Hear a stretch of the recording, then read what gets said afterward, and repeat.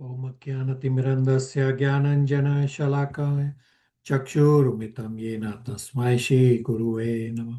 श्रीचैतन्यमनोभीष्टं स्थापितं येन भूतले स्वयं रूपा कदा मायं ददाति स्वापदान्तिकं।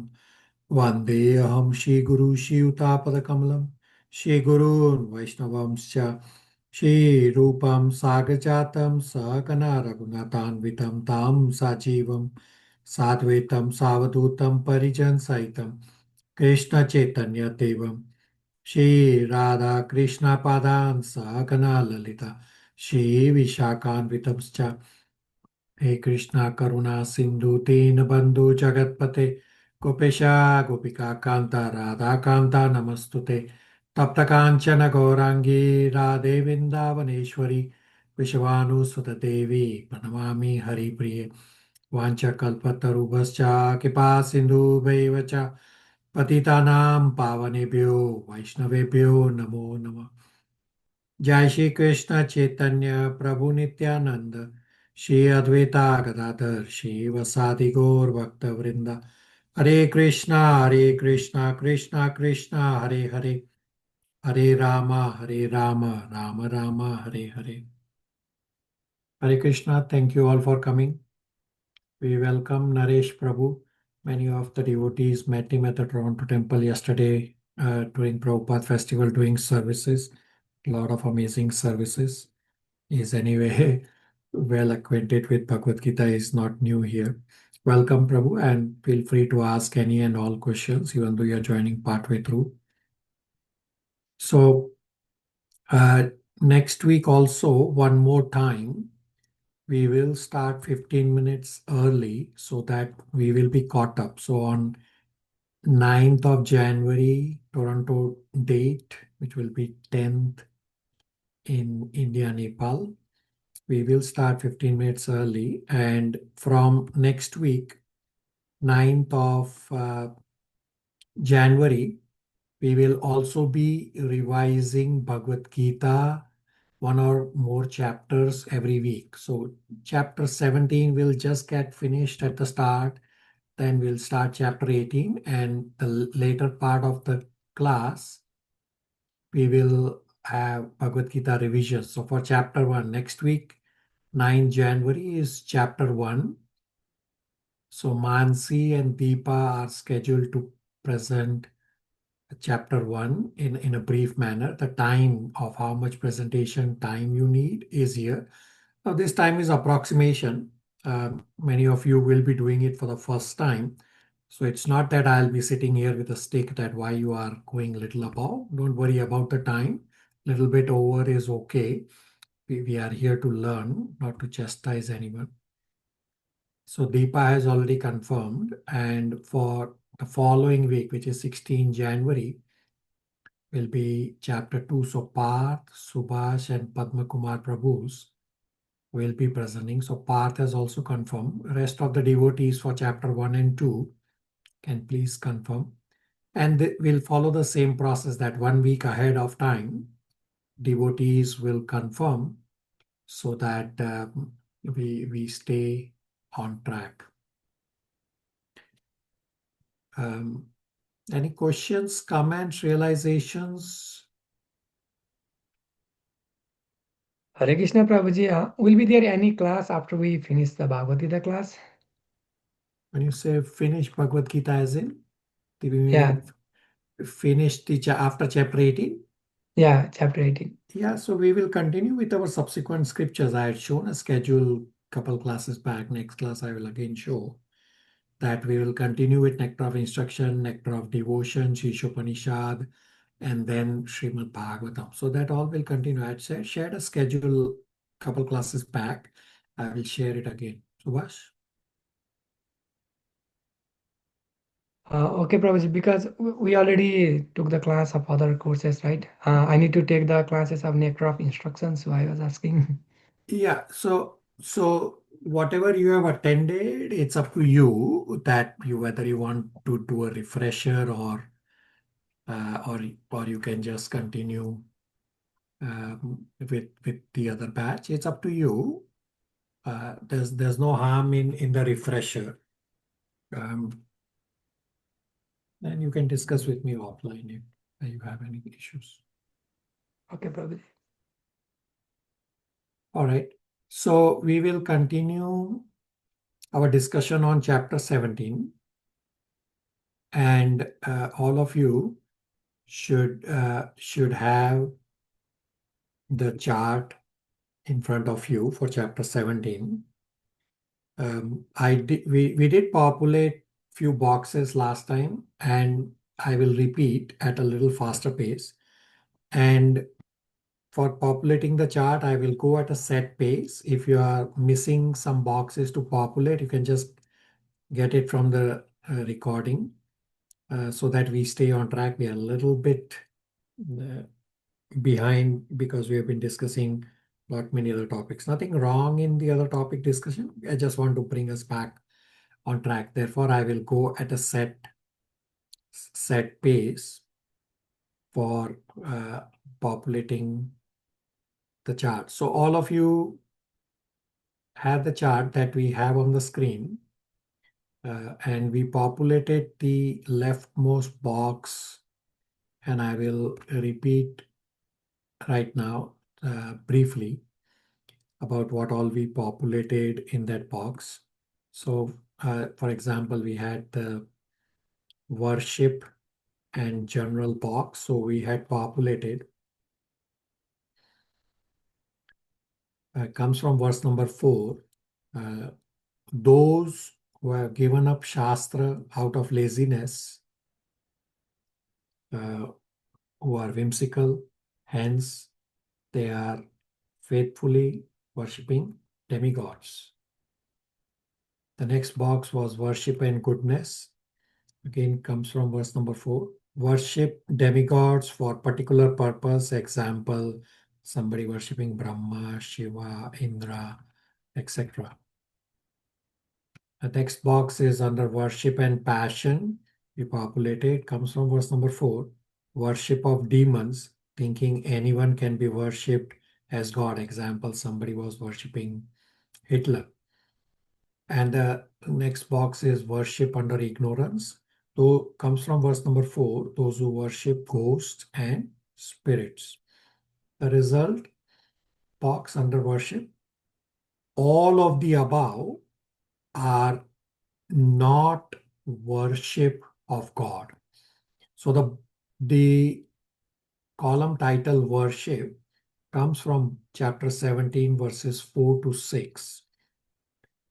And one box that we did not populate for a reason, I'll explain later, we'll populate now. So you should be populated up to here. And now you can populate. So you have a box which is titled Pure Faith, Pure Goodness. Again, comes from verse number 4.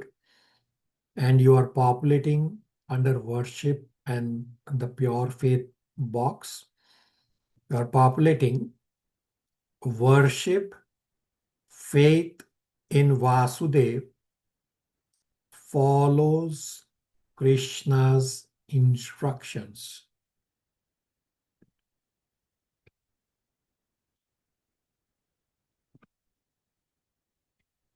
And from verse number 5, we'll populate the column that you have on the screen. We'll read and we will populate, discuss and populate. Priya Darshini will read chapter 17 verses 5 and 6 translation. Hare Krishna Prabhuji. Those who undergo severe austerities and penances not recommended in the scriptures, performing them out of pride and egoism, who are impelled by lust and attachment, who are foolish and who torture the material elements of the body, as well as the supersoul dwelling within, are to be known as demons. Hare Krishna. So this is section 2 of chapter 17, which is verse 5 and 6. The title is Demoniac Austerity. Meaning, we should not be misled by externals. Therefore, austerity can be demoniac also. And here in this verses 5 and 6, Krishna is describing the demoniac austerities. Now, what does self-torture mean? Example, some think that any form of self-control itself is self-torture. Example, if somebody is fasting, some people think fasting is self-torture. Now, the answer as to how do you determine self-torture is that it may be self-torture if there is no positive purpose to it. Any austerities, such as fasting, are meant for self-realization, and then it is not self-torture, but it is for spiritual elevation. When we make a choice based on scriptural understanding for a higher spiritual purpose, such choices and sacrifices are auspicious for us. But when a person does not follow scriptures, he acts in ways that are harmful to others as well as himself, then such sacrifice is definitely not glorious, because such sacrifice does not lead to any spiritual advancement. Now, question is that generally we do not think of austerity as demoniac. So how do you understand this? The answer is we could call austerity as positive because it requires some form of self-control and self-discipline. And person who can do austerities is considered to be positive and glorious. So Krishna says that those who torture themselves, they are demoniac. And those who don't do anything positive for their own spiritual advancement, rather they are simply motivated by pride and ego, and they care for nothing for scriptures. They just care for their own ego. This is the mentality of demoniac people that Krishna has already described in chapter 16.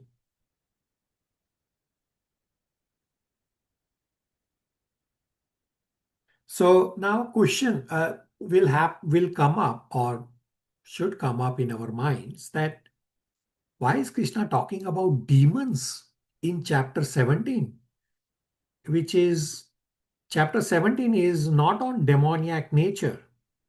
Krishna has already talked about demoniac nature at great length in the previous chapter 16. So why is Krishna talking about demons here in chapter 17? The answer is Krishna is giving a context for the discussion. So Arjuna's question at the start of chapter 17 was that those who have faith, but that faith is not scriptural faith, what happens to them? In response, Krishna says that one can understand their faith level based on the three modes. And Krishna is starting the discussion by going to the bottom scale of reference. At the bottom scale of reference are people who are completely misdirected in their thought process, in their lifestyle, and their conception of religion. Rather than understanding religion as an approach to reach God, they think of religion as an approach for pumping their own ego. Of course, everyone has ego in the material world. And most people are not even trying to purify their ego.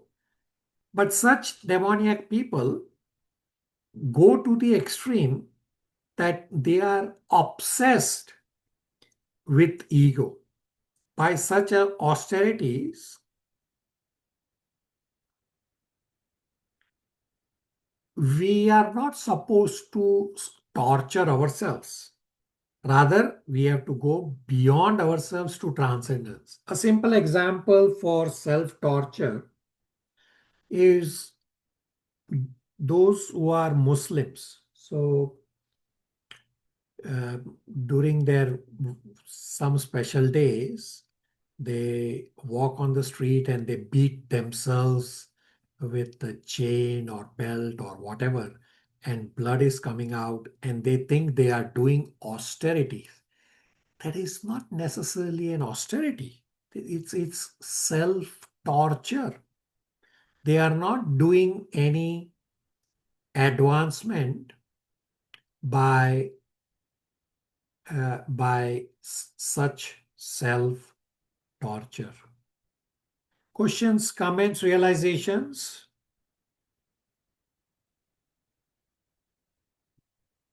All right. So let's populate the chart. You have the column for demons. It comes from verse number 5 and 6. So you have a tiny row, but you have a little broad row. So you have 6 bullet points to write. So populate it accordingly. Number 1 is those against Vedic practices. Point number 2, example, fasting to promote politics. Actually, fasting should be for spiritual advancement. Point number 3, severe austerity not recommended by scripture. Torturing material body not approved by the Lord. 4th, performed out of pride, ego, lust, attachment are all demoniac.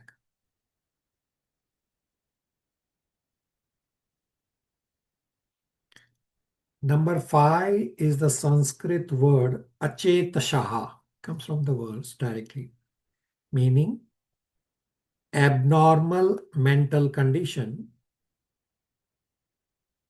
disobey scriptures, and manufacture own austerities. And point number 6 is result. Repeat birth as demon unless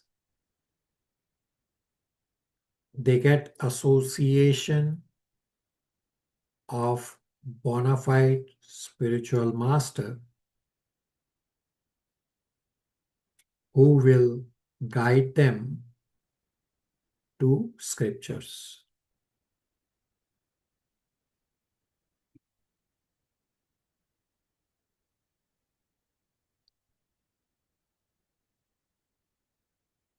All right, so now we are on section 3, verses 7 to 22. Title is Food, Sacrifice, Austerity, and Charity in the 3 modes. A lot of this purpose of chapter 17 will get clarified here in this set of verses for section 3. So in this set of verses, Krishna talks about behavioral characteristics which can help us understand the mode that a person is under. So we will try to discuss and understand why is Krishna describing all this, and if it's not clear for you after we finish discussing this set of verses, then you can please let me know. Priya will read verse number 7 translation. Hare Krishna Prabhuji. Text 7. Even the food each person prefers is of three kinds, according to the three modes of material nature. The same is true of sacrifices, austerities, and charity. Now hear of the distinctions between them. Hare Krishna. So, why is Krishna talking about these four items? Food, sacrifice, austerity, and charity, which is ahar, yajna, dana, tapa. Why is Krishna talking about this? Let's understand this clearly, and this chapter 17 will make a lot more sense. So, yajna, dana, tapa are considered very central activities in Vedic culture, and they are very important activities. In chapter 17 also, Krishna will state in 18.5 that yajna, dana, tapa should not be given up, and these activities purify even the great souls. So, question is, what exactly is Krishna talking about in this yajna, dana, tapa discussion? The answer is, Krishna is talking about the ways in which the faith within the heart is expressed. Generally, from yajna, dana, tapa, we are not gaining anything tangibly when we do those activities. Example, when I give dan or charity, we may not be gaining anything immediately in a tangible, immediate sense. But I am still doing that activity of charity. Why? Because that's the faith within my heart that is getting expressed through the external activity of dan or external activity of charity. Similarly, in tapa or austerity, what are we gaining at that particular time of doing the austerity? Not much. And similarly, yajna, we are sacrificing something that I could enjoy for myself, meaning I'm not really gaining anything. But I am still doing these austerities. I'm still doing the yajna. Why? Because that's the faith in my heart. So by yajna, dana, tapa activities, we do not gain anything at a tangible, visible level immediately. Therefore, these activities involve certain kind of faith. All activities require some level of faith. But these are the activities associated with religion. These activities involve doing sacrifices at different levels, meaning at the three levels of goodness, passion, and ignorance. So different people's understanding will be different, and therefore they act in different ways when it comes to religious activities such as charity, austerity, and yajna, etc. So depending on their respective situation within the modes, they will do different kind of activities, meaning which mode is influencing them at that particular time. So these four activities of ahar, yajna, dana, and tapa, means food, sacrifice, charity, and austerity, these demonstrate our faith. So what did Arjuna ask at the start of chapter 17? That people who have faith, but that is not scriptural faith, what happens to them? And where are they situated? And therefore, Krishna is describing that their activity levels, or with the practical examples of day-to-day activity of ahar, which is food, yajna, dana, tapa. Everyone is involved in these activities, and this shows which mode is influencing them, or their faith is under which mode. That's how you can judge that, okay, he has faith, but that faith is not scriptural faith. So he falls under the modes, but which mode depends on how he is doing the activity. So Krishna will now describe food can be in the mode of goodness, food can be the mode of passion in ignorance, as well as food can be in the mode of transcendence, which is prasadam. This way, he will describe all these activities in the different modes. And this discussion will continue at the start of chapter 18 also, at the granular level of we can judge which mode is influencing us so that we can try to come to the higher mode as much as is possible. I will pause here for any questions, comments, realizations. I want everyone to be crystal clear on the base of chapter 17.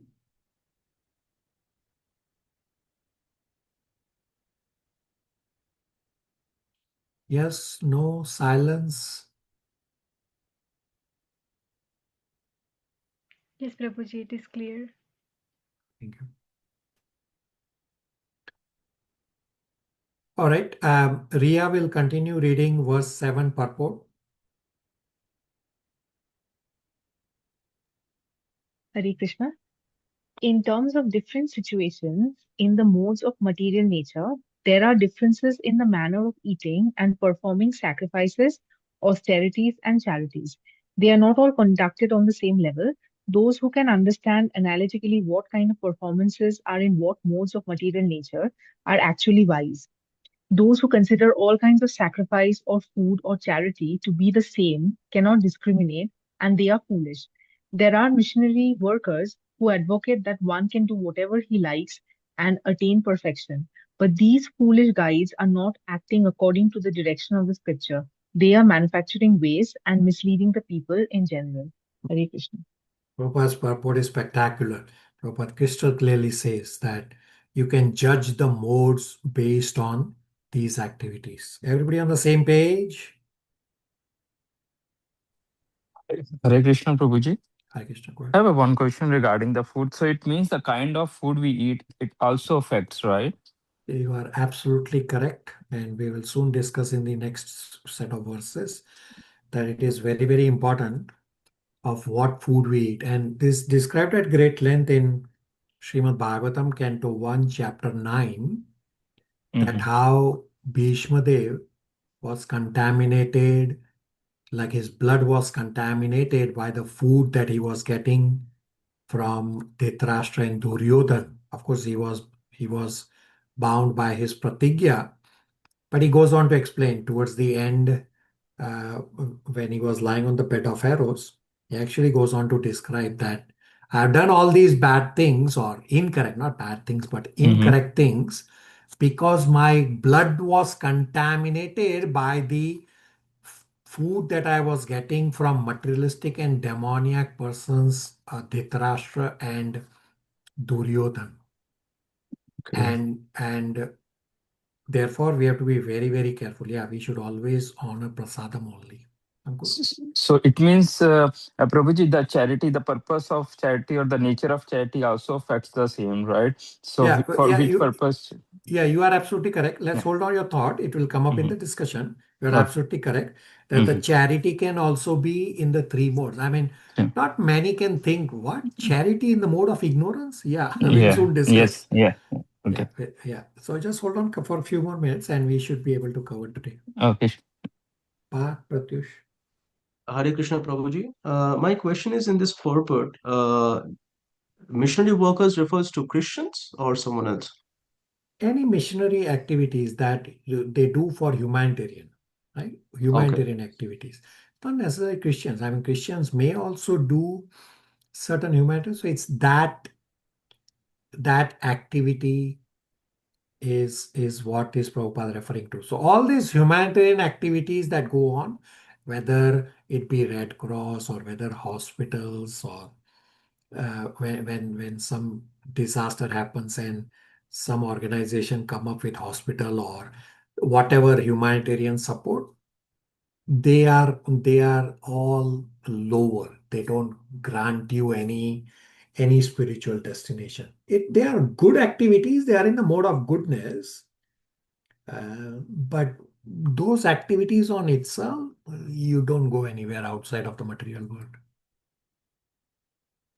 Yes, Prabhuji, I was asking because where I'm from in Kolkata, there was one famous missionary worker who got the Mhm. Nobel Peace Prize, but then Yeah. later she was converting poor people to Christianity on the Correct. force of charity. So that's why I was asking. Hare Yeah, Krishna. so Mother Teresa you are referring to is a missionary. Yeah, she's in the mode of goodness, but that activity does not take her to spirituality. It is what happens at the end of her life. If she's remembering these activities, well, they'll come back. And in Srimad Bhagavatam is described at great length that all these missionary people, they were following the Gyan Yoga path in their previous lives. They attained Brahman effulgence, and because there is no activity at Brahman effulgence, they fall down and they become these humanitarian persons because they are little elevated. They were in the mode of goodness and higher. They were purified, but they did not have devotee association or they choose not to. Both ways are possible. And therefore, even after attaining Brahman effulgence, they all fall down on earth because soul cannot sit idle. And at Brahman effulgence, there's nothing to do. So they fall down and they all take birth as humanitarian persons. Pratyush, everybody? Understood, Prabhuji. Hare Krishna. All right. So verses 8, 9, 10 is on food. Let's see. Subhash, verse number 8 translation. Hare Krishna. Verse 8 translation. Foods dear to those in the mode of goodness increase the duration of life, purify one's existence, and give strength, health, happiness, and satisfaction. Such foods are juicy, fatty, wholesome, and pleasing to the heart. So Krishna says food in goodness increases duration of life, existence, strength, health, happiness, satisfaction. Now, if food increases our duration of life, but then some people say that our duration of life is fixed.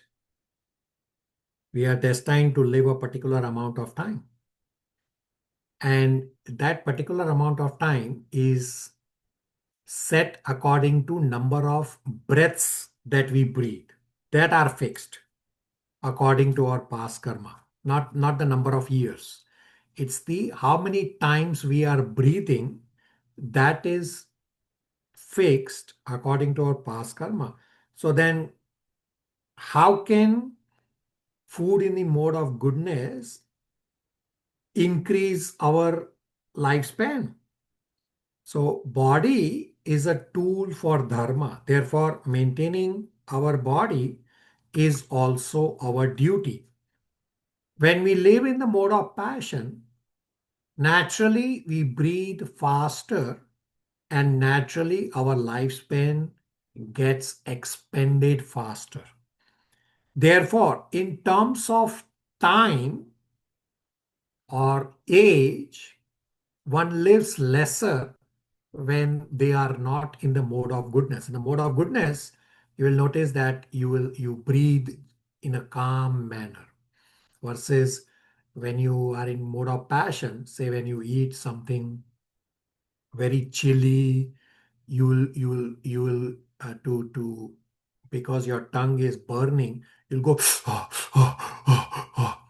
What are you doing? You are breathing faster. You are expending your breaths faster, and that's how in the mode of passion you are shortening your lifespan. But in the mode of goodness, you are regulating your breath, or you're just breathing in a calm manner. That this is how you increase your lifespan.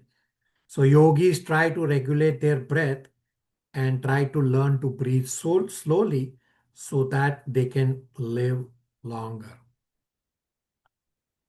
So the important point is that we can see from our own experience that people who have healthy dietary habits, they live healthier. And most of us can observe for ourselves that if we eat some improper food, that has negative consequences.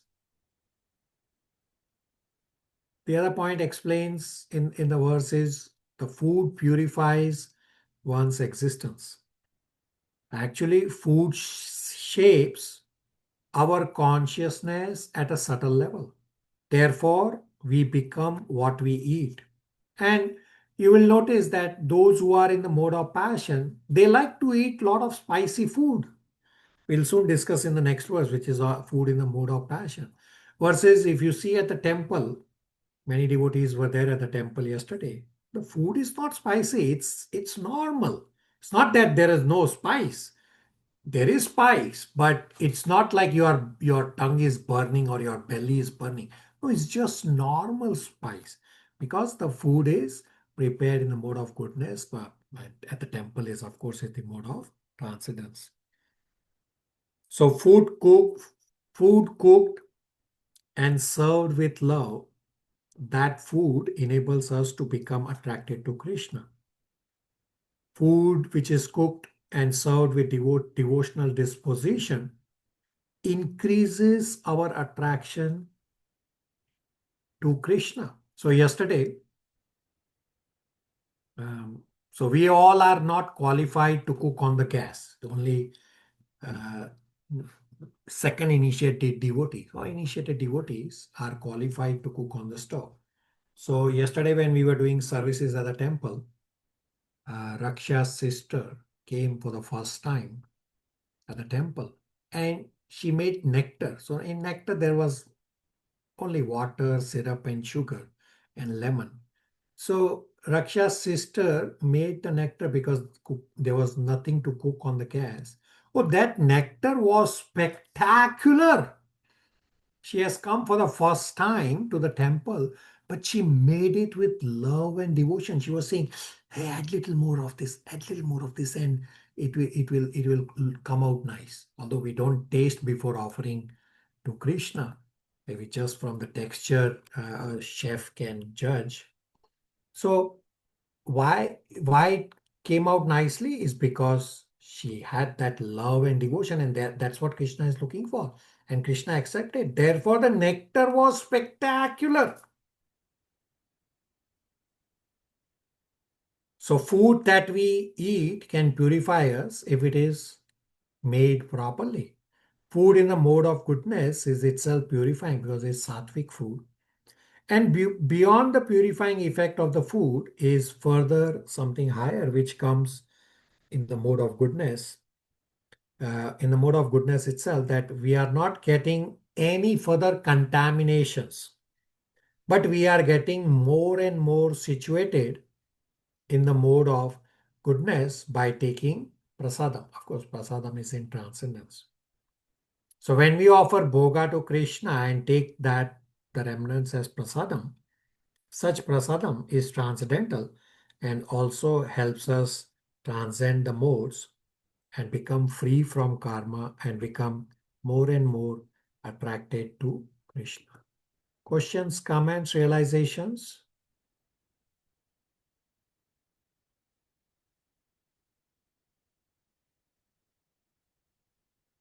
Right. Shreyanshi, verse number 9 translation.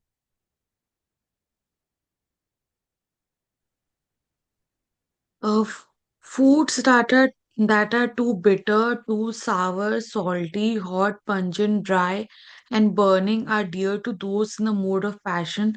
Such foods cause distress, misery, and disease. So remember the characteristics of the three modes that we have discussed in chapter 14. We populated the chart in chapter 14, and the chart we are populating now in chapter 17 is an extension of the modes of chapter 14 discussion. And that's what Krishna is describing in verse number 9, the food in the mode of passion. It is bitter, sour, salty, extremely hot, pungent, too dry, burning.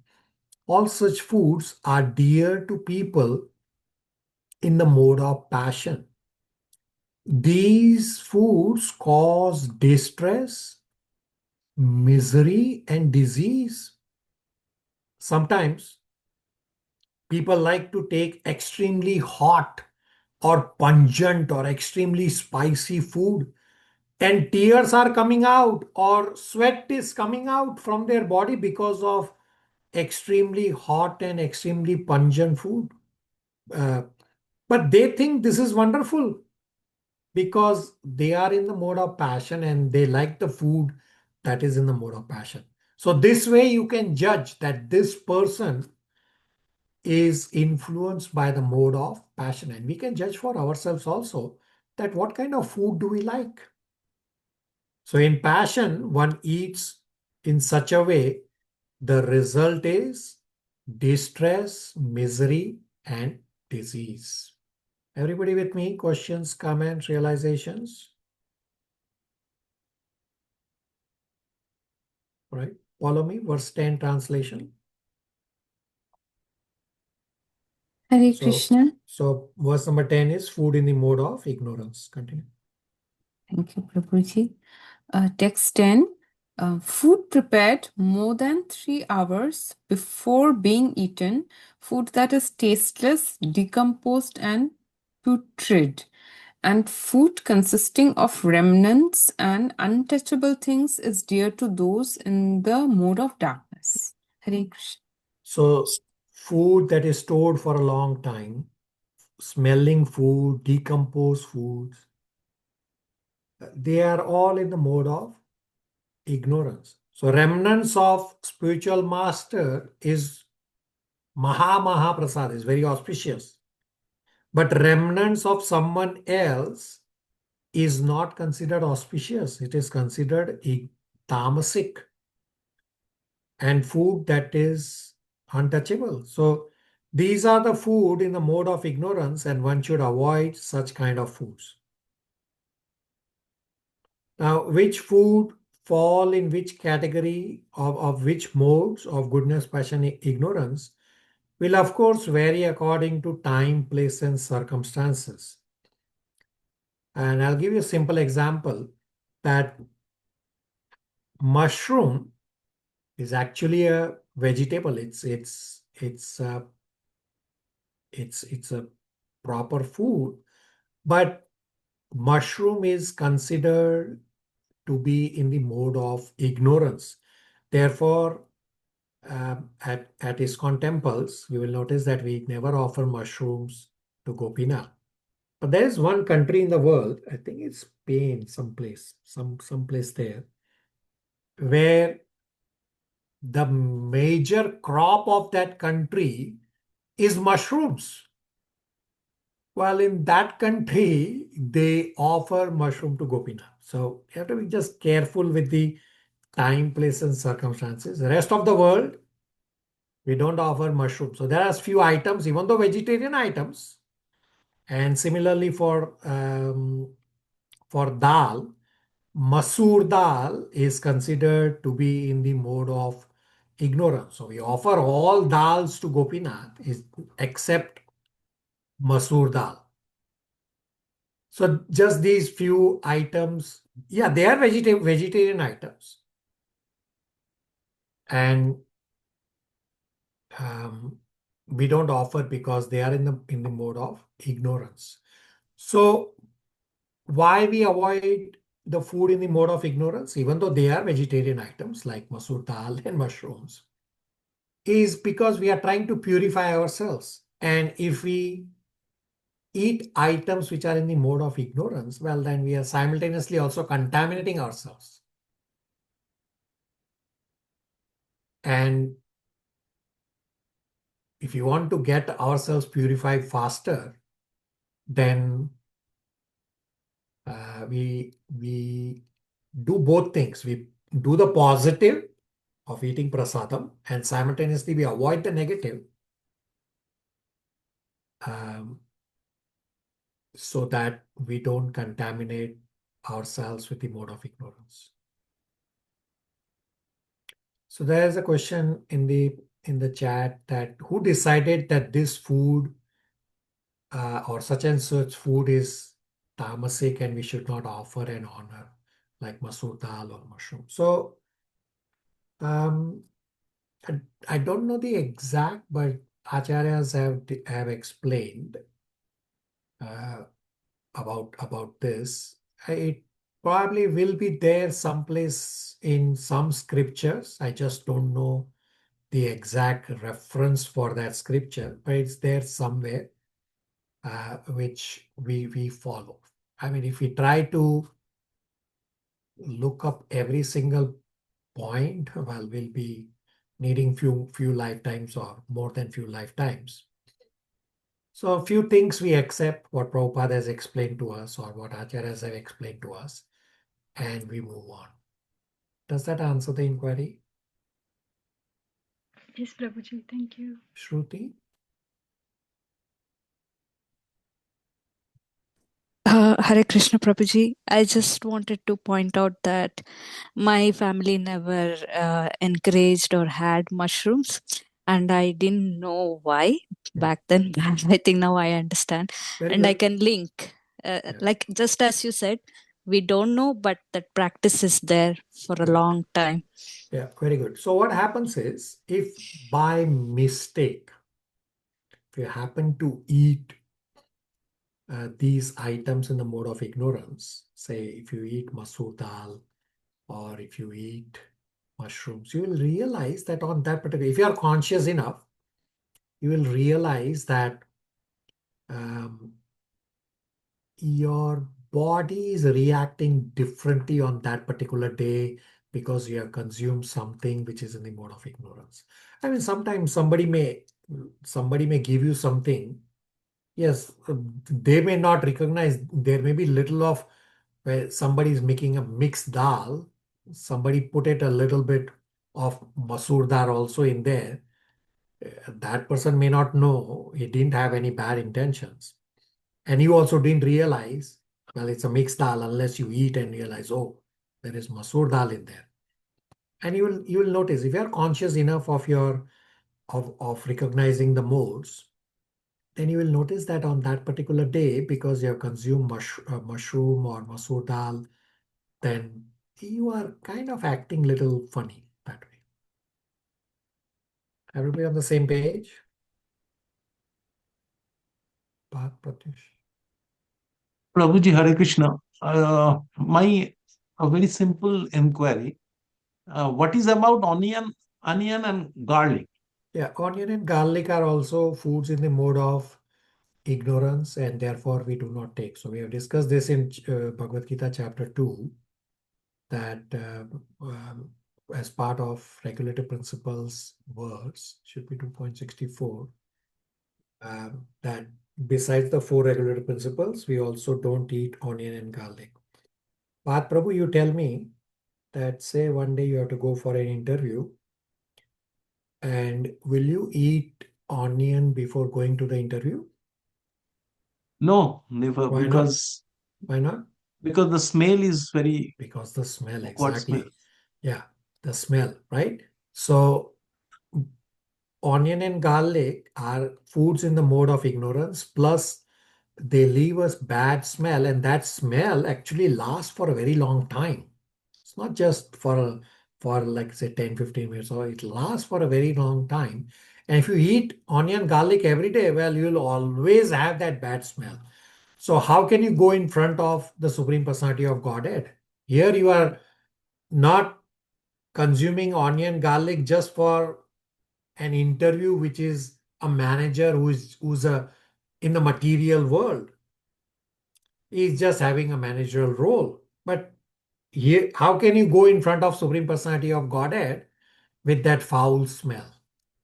Path Prabhu, does that answer? Hare Krishna Prabhuji, yes, understood. Okay. So when food is offered to Gopinath, we don't have to go into too much analysis whether food is in the mode of goodness, passion, or ignorance. So the question Padma Kumar posted that we cook food and keep it fridge for 2 days. What is the mode? So that's exactly what I'm describing right now. So when you offer bhoga to Krishna and it becomes prasad, then you don't have to worry about the modes. Prasad is prasad.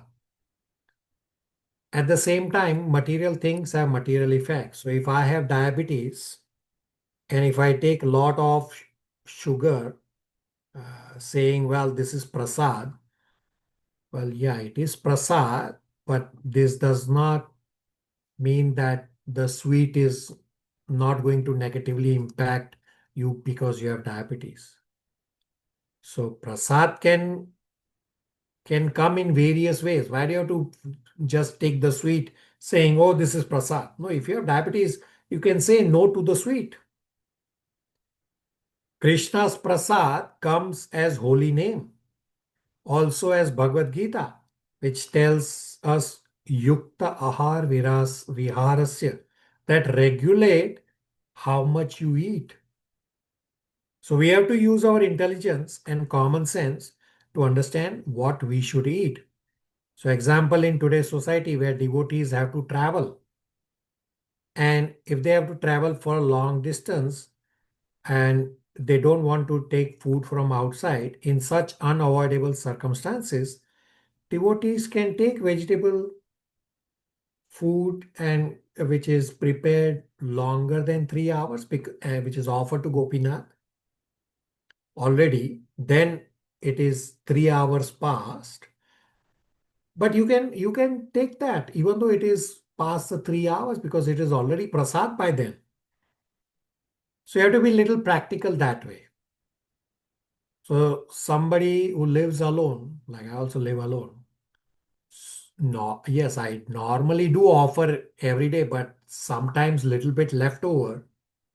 I don't throw it away. Well, I will honor it the following day because by then, because I had already offered it as prasad, offered as bhoga and it is already prasad. So I'm not going to throw away the prasad just because I'll say, oh no, I'm going to rigidly follow 3-hour rule. No, we have to be practical. So those devotees who travel long distances and they want to avoid outside food, well, they will carry prasad. So yes, to Gopinath it is offered within the 3-hour window of cooking. And then if it is stored for more than 3 hours, that is understandable because it's a requirement that you are traveling and you don't want to eat from outside. So such little leftover prasad is better than what you are eating from outside.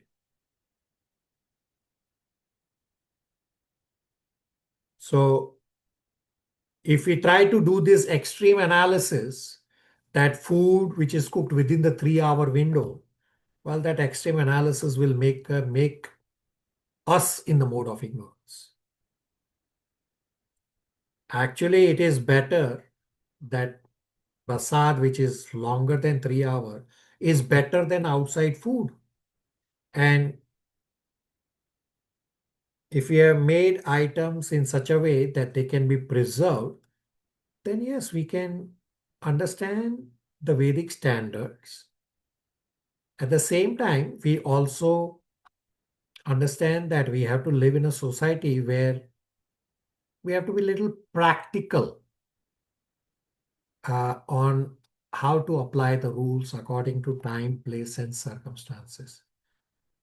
Padma Kumar Prabhu, I'm hoping that answers your inquiry. Yes, Hare Krishna. Abhishek Prabhu is asking that if prasad gets spoiled due to weather, can we throw it away? Yes, you can throw it away. I mean, you will. Those who are here at the Toronto temple, they have seen that devotees, this leftover prasadam,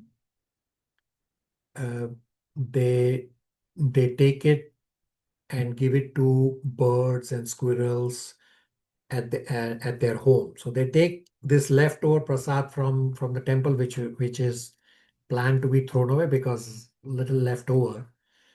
At the Toronto temple, they also run the Govinda's restaurant. So you don't know how many customers will come. Sometimes there's leftover. So that leftover, I mean, it's already gone bad because it sits on a stove for such a long time that it gets cooked and cooked and cooked, and then it goes bad. So instead of throwing it away, some devotees, not all devotees take it, some devotees, they take it to their home and put it in their backyard. Our dear Vijay Prabhu and Prema Manjari Mataji, generally they take it. Sometimes others also take it. So they take it and give it to birds and squirrels, etc. So even though humans cannot take it, but those birds and animals are anyway getting prasadam. Abhishek Prabhu, does that answer? Yes, Prabhuji. Thank you. All right. Let's populate the chart now. So we are on the next column under food and under general column. So all these verses for food come from chapter 17, verses 7, 8, 9, and 10.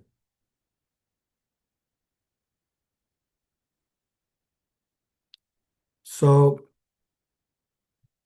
under food and general comes from verse number 7. One category is wise.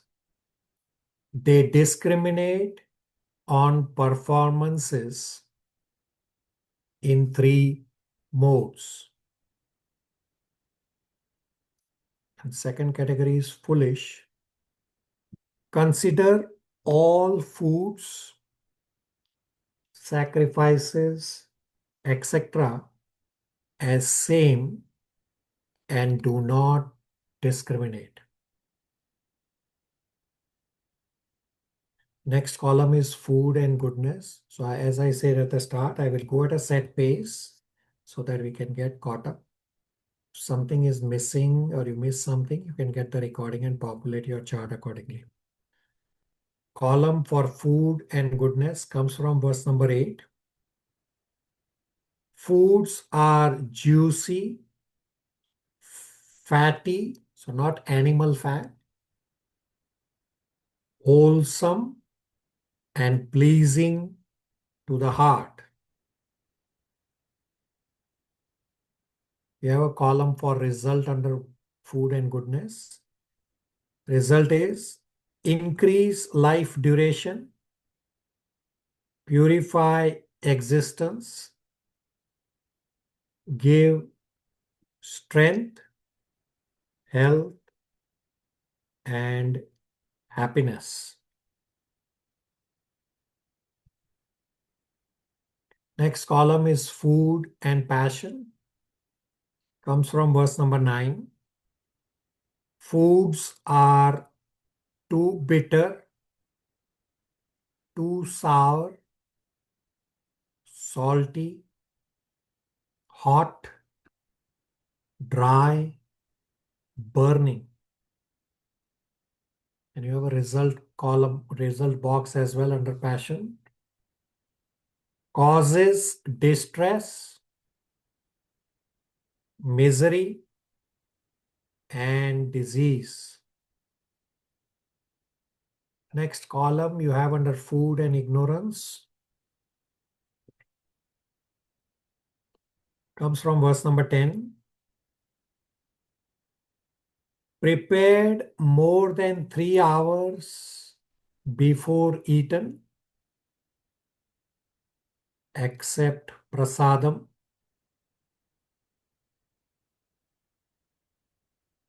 tasteless, decomposed, consisting of remnants and untouchable things. You have one more column under food. Best food is prasadam, remnants of Supreme Lord and spiritual master.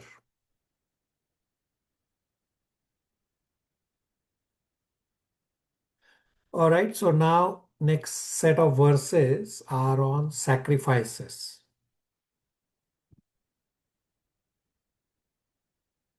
We'll follow the same process, reading the verses and populating the chart. Parth Prabhu, 11 translation.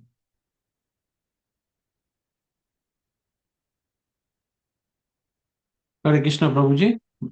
Text 11. Of sacrifice, the sacrifice performed according to the direction of the scripture as a matter of duty by those who desire no reward is of the nature of goodness. Hare So Krishna. without hankering for results, this is what scriptures have stated. This is my duty. Such sacrifice is in the mode of goodness. So what is Krishna talking about? So Arjuna's question was not that kind of passion or ignorance.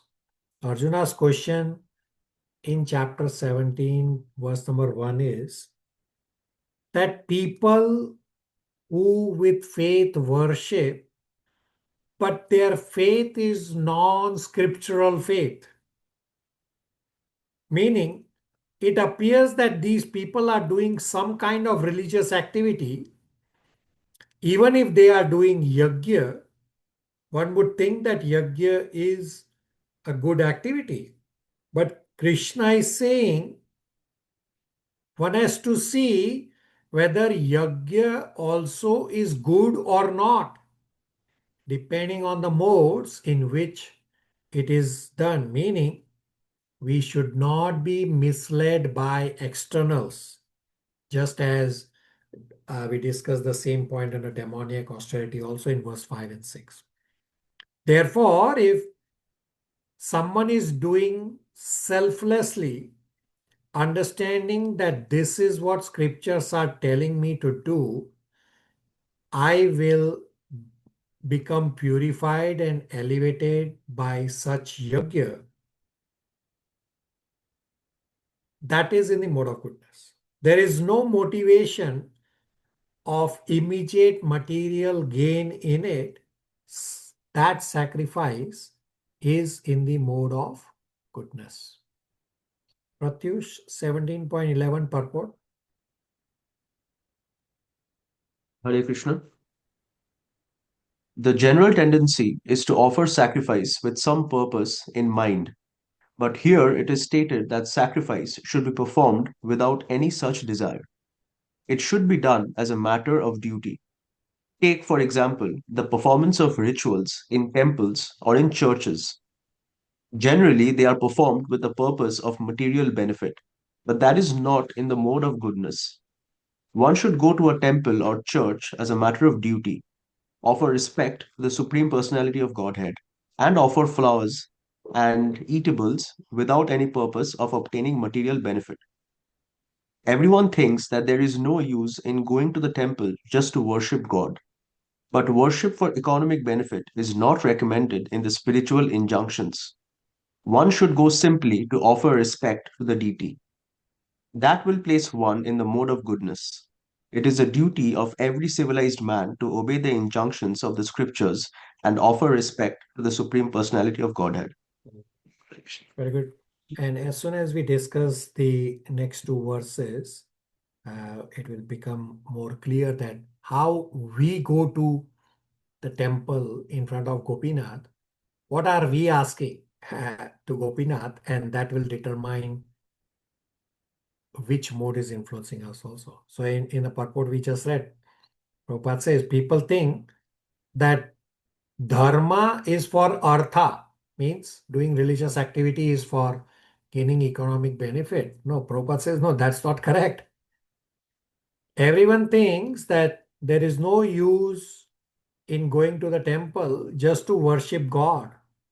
But worship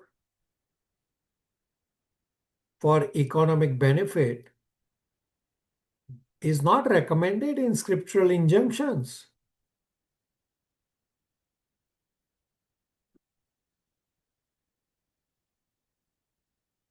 Dharma is not just for artha. Artha is one of the aspects, should be as a byproduct. Dharma leads to artha, kama, moksha, and moksha is the most important aspect. But many people forget about moksha.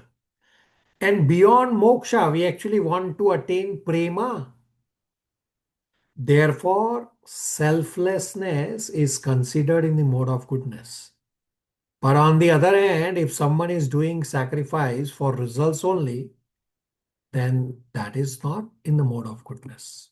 Everybody with me? Questions, comments, realizations?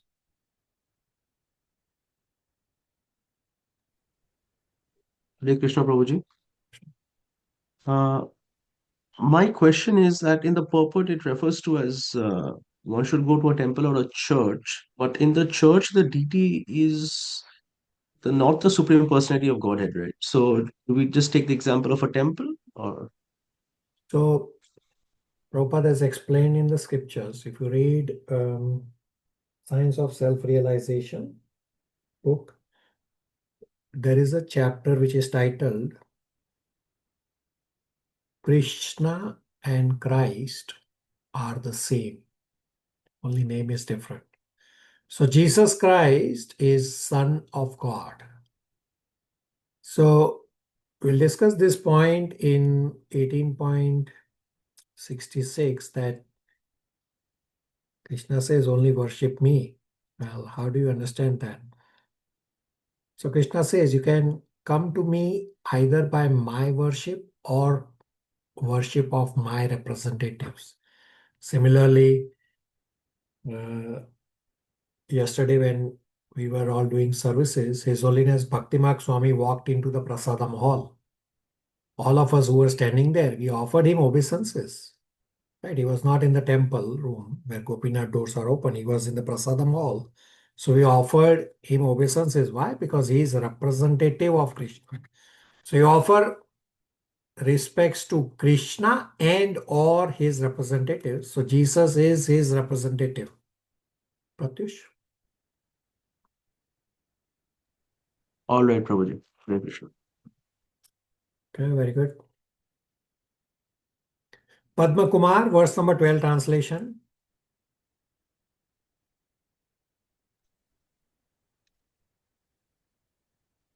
But the sacrifice performed for some material benefit or for the sake of pride or cheaper bharatas, you should know to be in the mode of passion.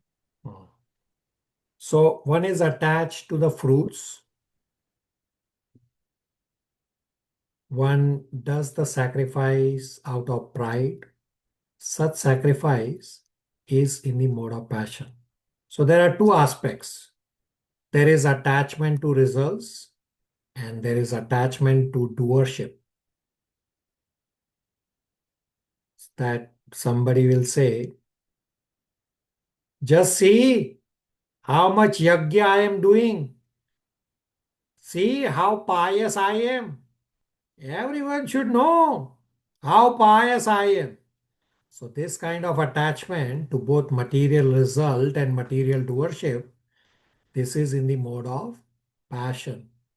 The idea is that if I think I am the doer, I am getting the results. That is material consciousness. Hence, I am motivated by the same material idea of eating, mating, sleeping, and defending. Getting all these is a better way through religion.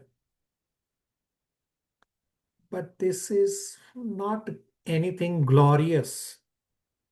So next time we go to Gopinath, in front of Gopinath, are we saying in our head, Gopinath, if I get a good job, I will offer you $100 donation. Hare Baba, that is material. So Gopinath is Supreme Personality of Godhead. He does not care for the $100. He's looking for love and devotion. So we all can judge for ourselves. The modes that are affecting us also. We'll soon populate the chart and we'll know. Padma Kumar, 12 purport. There's only 1 or 2 lines.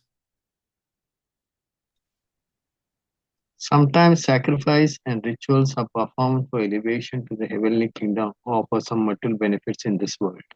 Such sacrifice or ritualistic performance are considered to be in the mode of passion. Everybody with me? All right, let's read verse 13. We'll populate chart after this. Nishan Prabhu, verse number 13 translation.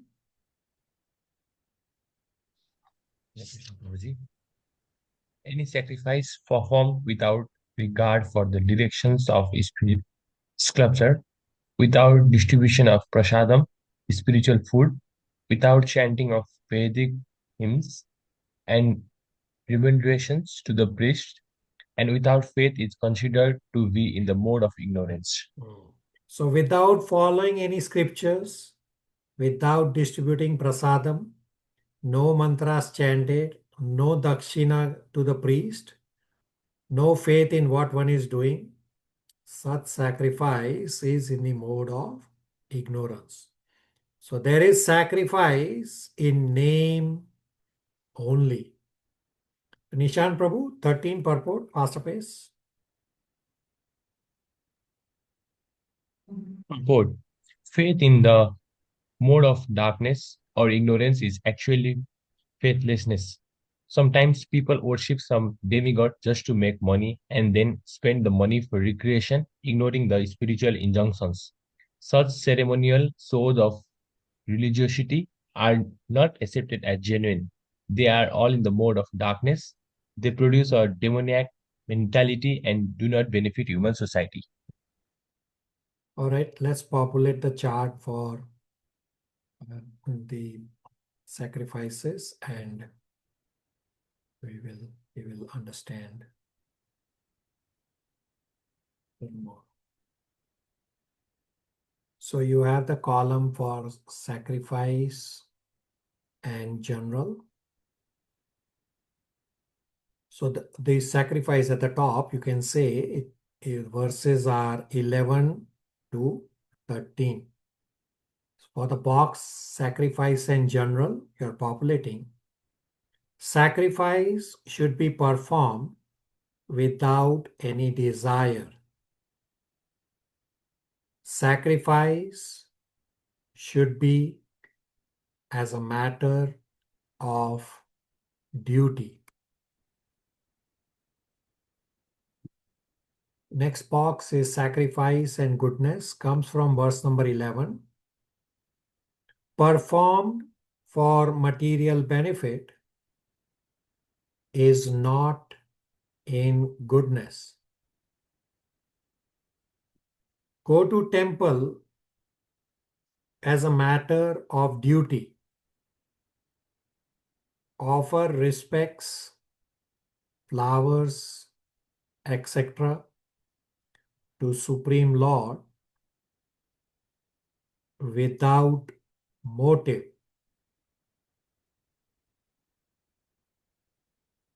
Worship for economic benefit, not recommended by scriptures. Should simply offer respects to Gopinath. This will place one in goodness.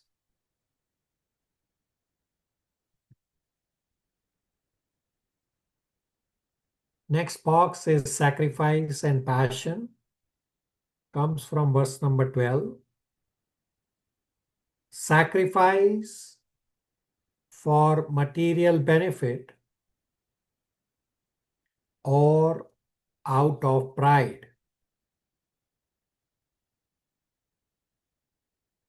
Example, elevation to heavenly planets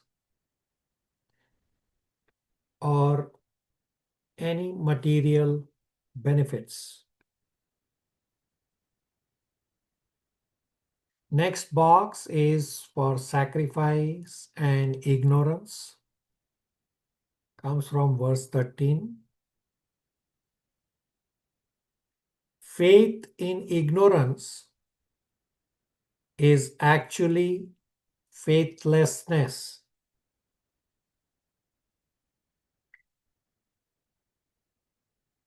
Is without scriptural directions,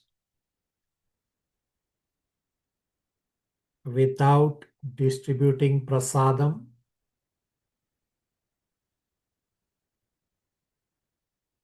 without chanting Vedic hymns,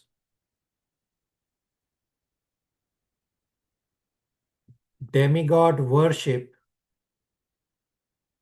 to make money as a show of religiosity.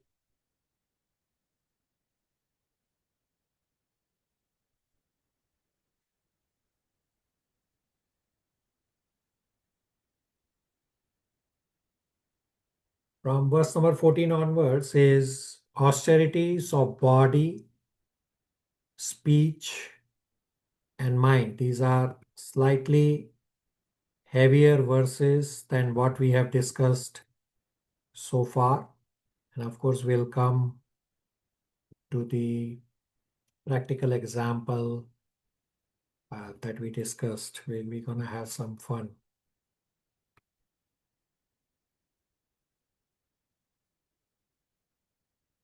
So verse number 14. See, Naresh Prabhu, are you able to read verse 14 translation? Sure, Prabhuji. Yes. Hare Krishna. Text 14. Austerity of the body consists in the worship of the Supreme Lord, the Brahman, the spiritual master, and the superior like the father and the mother, and in cleanliness, simplicity, celibacy, and non-violence. Worship, respect, Supreme Personality of Godhead, the Brahmanas, the Guru,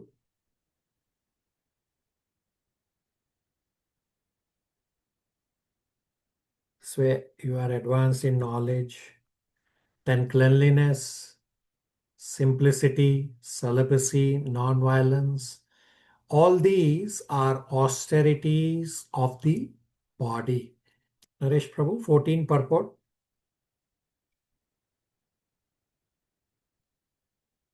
The Supreme Godhead here explains the different kind of austerity and penance. First, he explains the austerity and penance practiced by the body. One should offer or learn to offer respect to God or to demigod, the perfect qualified Brahman and the spiritual master and the superior like father, mother, or any person who is consonant with Vedic knowledge. This should be given proper respect. One should practice cleansing oneself externally and internally, and he should learn to become simple in behavior. He should not anything which is not sanctioned by the spiritual injunction. He should not indulge in sex outside of married life, for sex is sanctioned in the scriptures only in marriage, not otherwise. This is called celibacy. These are penance and austerity as far as the body is concerned. All right. So Prabhupada explains in the purport that one should offer or learn to offer respects to God, demigods, spiritual masters, superiors, father, mother, or anyone who is knowledgeable in Vedic scriptures. So offer respects or learn to offer respects or obeisances means austerity is something which we may not feel like doing it, but we should do it. And Srila Prabhupada taught his disciples the etiquettes of offering obeisances to the Lord and to spiritual master.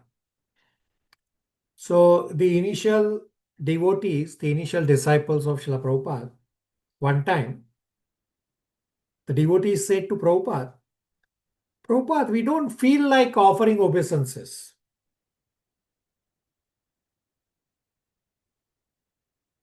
Because some devotees were not offering obeisances. So Prabhupada said, why are you not offering obeisances? Because Srila Prabhupada had to teach to the devotees initially everything, including to offer obeisances. So these devotees responded, Prabhupada, we don't feel like offering obeisances. So Prabhupada responded that right now you offer obeisances still, whether or not you feel like offering obeisances, and gradually the feeling will come. So Krishna has already said this in 9.34 also, how to become a devotee. Say, man mana bhav madhvakto madhyaji mam namaskaru. That do these 4 things. He's saying offer worship, offer respects to me. So Srila Prabhupada told these devotees that right now, whether or not you feel like offering obeisances, still offer obeisances. And gradually the feeling will come. So Sri Chaitanya Mahaprabhu also, when he would get darshan of Krishna, Sri Chaitanya Mahaprabhu would run in that direction and suddenly faint. Now, if we cannot faint like Sri Chaitanya Mahaprabhu, then at least we fall down to offer obeisances. And the other points explained is about simplicity, that simple living facilitates high thinking. Questions, comments, realizations?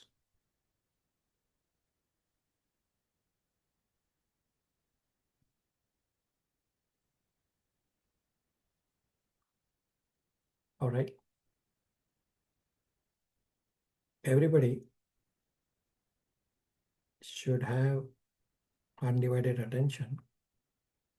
We'll discuss the spiritual endeavor question given. So I will also repeat the endeavor again. At least Naresh Prabhu is joining today. So here's this practical spiritual endeavor that I had given. Many of you did spectacular in responding to all of that. I will bring the responses on the screen as well. So this is an actual my personal situation, which I had asked all of you to please advise me. Personal situation that I encountered is that during the starting phase of COVID pandemic, many people in Toronto, or at least few people in Toronto area, they would not put on a mask. Even when it became apparent that how COVID disease was spreading by the droplets coming out from the face and the nose. So I am at a grocery store during the COVID pandemic. One person without a mask is talking on a loudspeaker phone with a female on the other side of the phone as to what all items to buy. The female was telling him to buy a particular brand of apples. Then the female changes her mind. No, buy another brand of apples. Both were talking at a very high-pitched voice. You could hear them at the other corner of a big box store. So no offense to anyone, the female on the phone was sounding exactly like my favorite Donald Duck, which they show generally in Australia and New Zealand in cricket.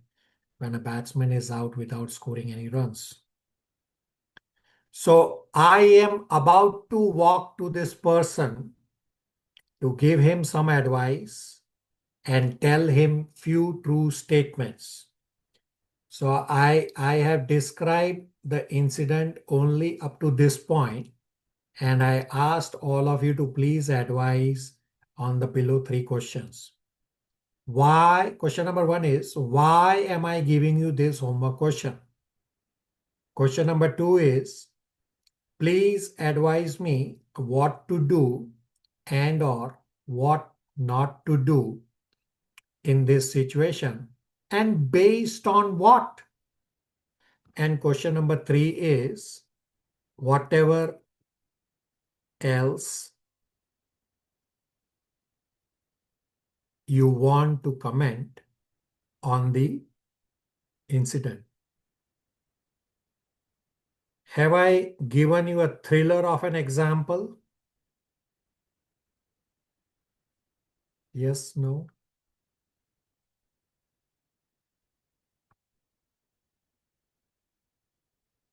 Okay, maybe not. Yes, Prabhuji. Yes, Prabhuji. All right. Okay, so first slide is devotees who said, speak to this person in the store. So I have highlighted some important points. That my question is that please advise me what to do and or what not to do in this situation and based on what. So devotees say, speak to this person in the store. So I want everyone to make it interactive because I'm going to ask you all questions on each of the point that is going to come up on the screen. So one devotee said, one solution is not to get angry and go on to correct this person. The other solution is to wear our own mask properly and show him by maintaining social distance.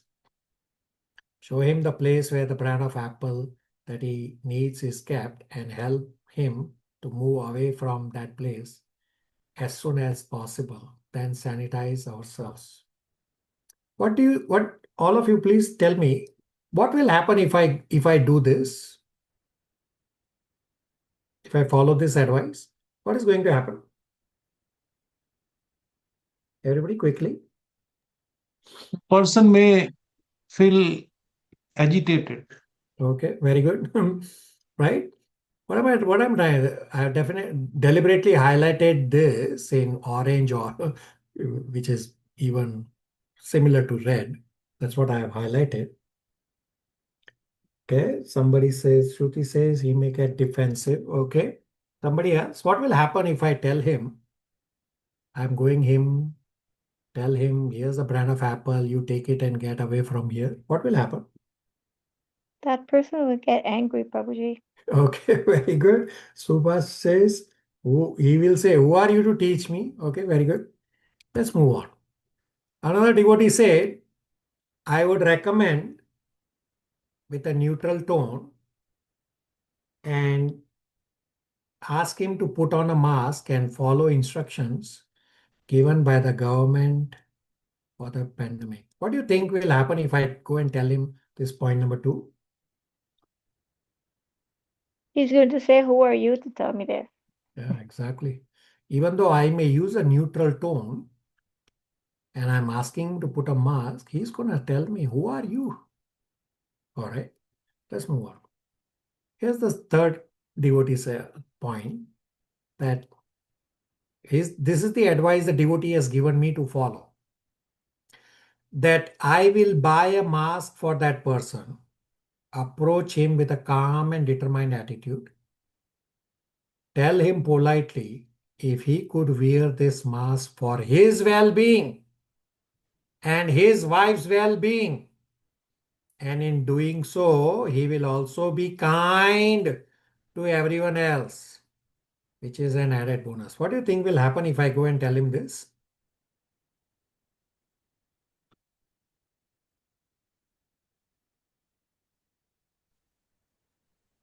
Prabhuji is already in aggressive mode, so even if you go and ask him to wear a mask, his tone will be the same.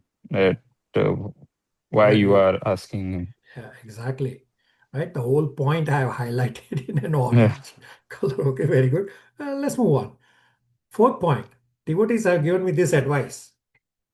Request him to speak without speaker mode, as that would make his shopping more efficient and also help others to focus and get their shopping done quickly. What do you think will happen if I go and tell him this? Everybody?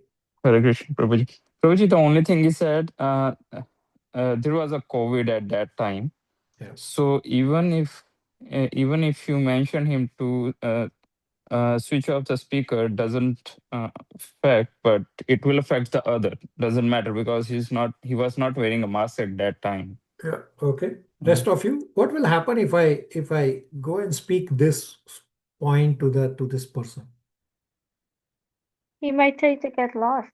Yeah, he will tell me who get lost. Okay. He might also say that, who are you to advise me? I don't need your advice. Exactly. Therefore, the whole point is in orange. Okay.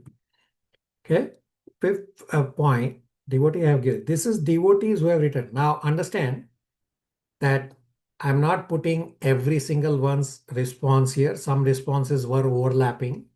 So in essence of time and how much we can discuss, I've only taken relevant points, clubbed few points, and also shrunk and so that we can have a meaningful discussion. So fifth point, devotee is saying, as COVID was spreading, I think it is definitely a good to speak to this person.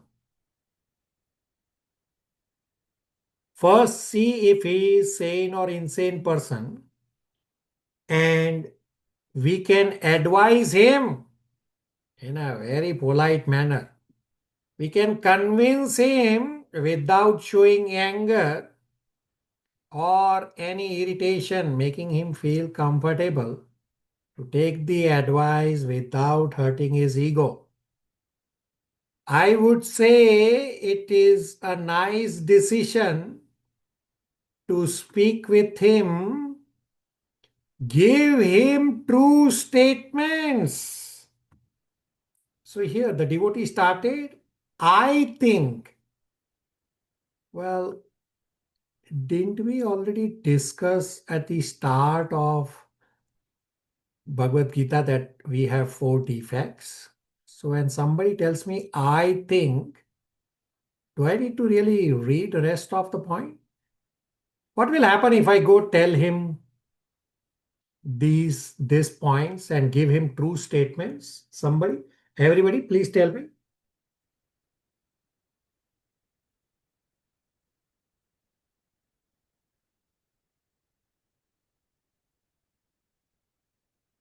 Somebody? Prabhuji, he may react violently. That anything can happen. We don't know. But are we not supposed to speak true statements? But some point he might be realized, like might be not on the current situation, might be sometime later. All right. Would have done this. Okay, Shruti? Yes, but it should be based on the time and situation and place. Okay, so are we supposed to speak true statements or not? Shreyanshi? We do not know in what mode is going to act. That's the problem. Oh, we're gonna have an amazing discussion on these true statements. What is Bhagavad Gita going to tell us about the true statements? Let's discuss.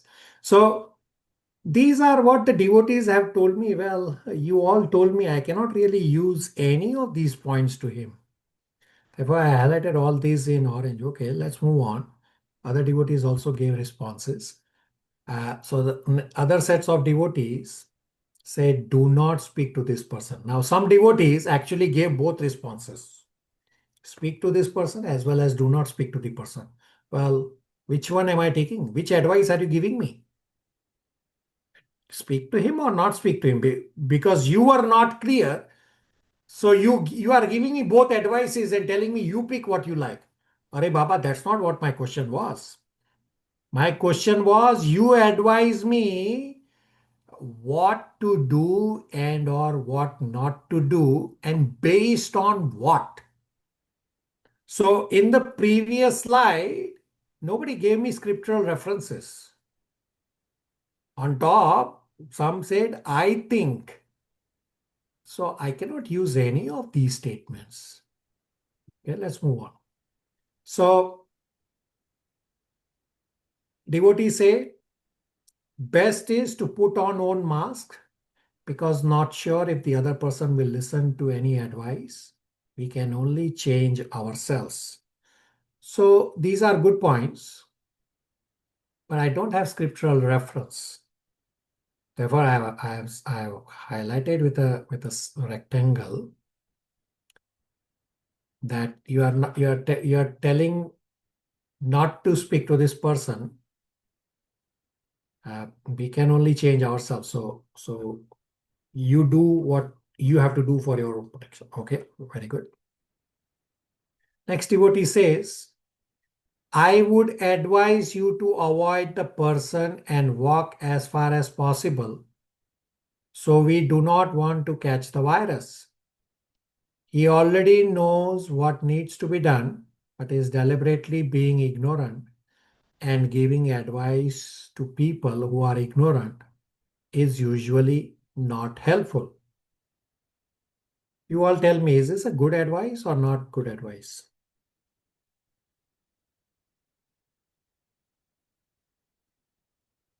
Everybody, quickly.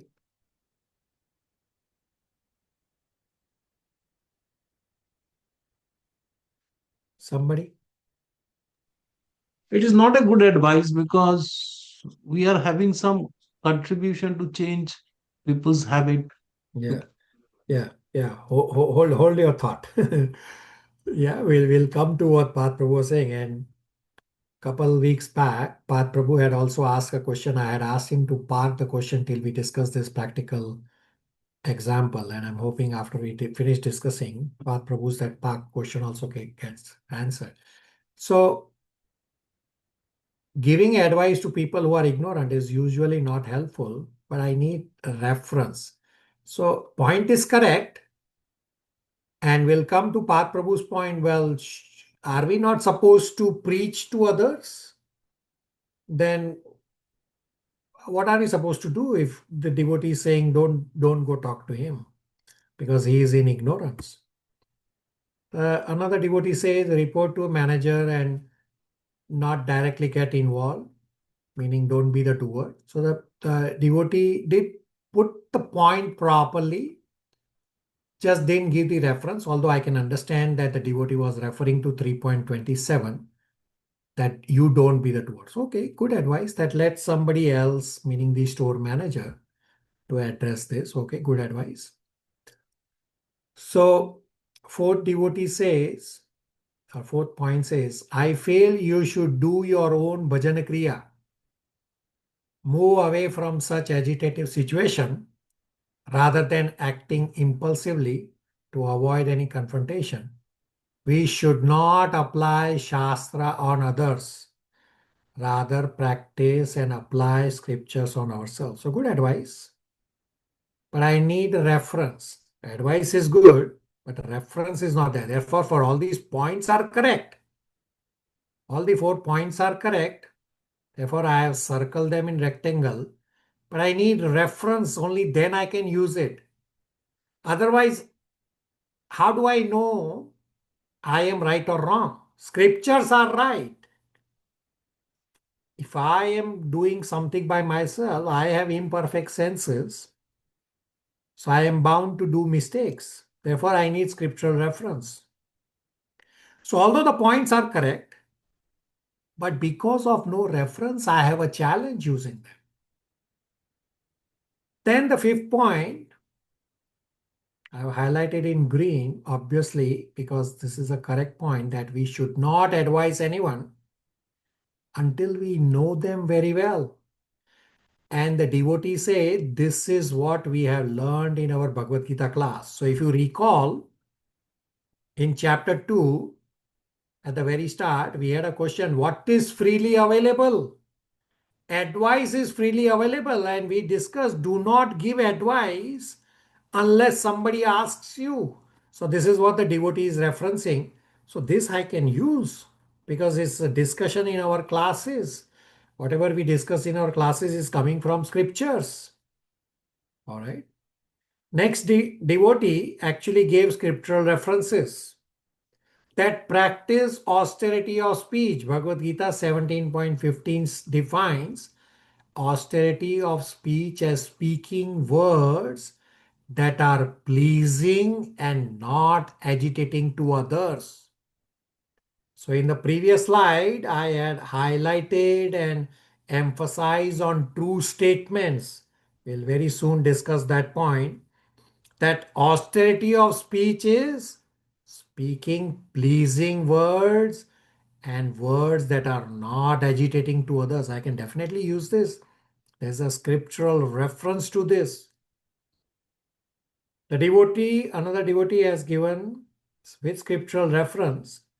Bhagavad Gita 3.26 advises that a learned person should not disturb the minds of those who are acting in ignorance. So many of you said, this person is in ignorance. So I should not disturb his mind, and I have scriptural reference for this. Another devotee said, whether we can advise to someone will depend on relations. Very good, correct point. So we have also discussed this in the class. So you all tell me, can you use the points that are highlighted in full green here as to why I should not speak to this person? Everybody?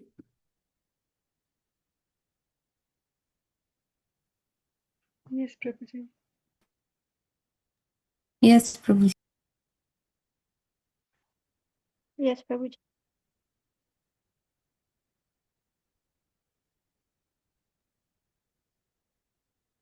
So I deliberately became devil's advocate for both sides of the answer so that misconceptions are destroyed. Now, the next slide,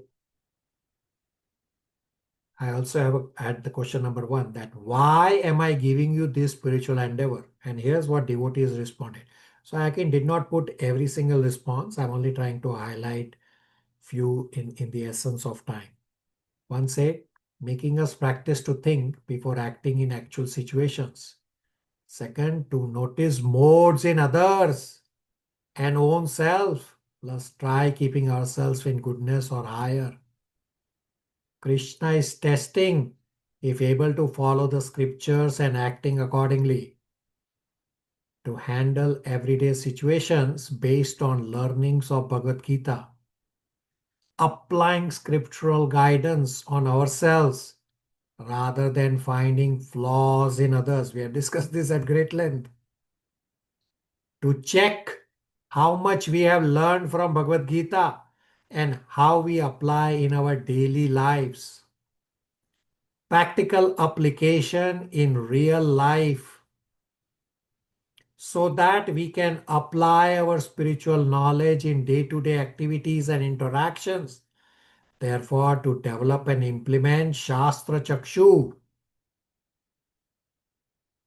when to react, when to speak, what feelings we develop when we see a situation like this. It's kind of a reality check for ourselves. Do you all realize the importance of this practical spiritual endeavor?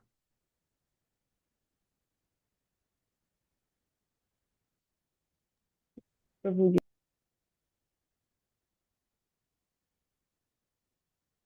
How many of you want to know what did I do?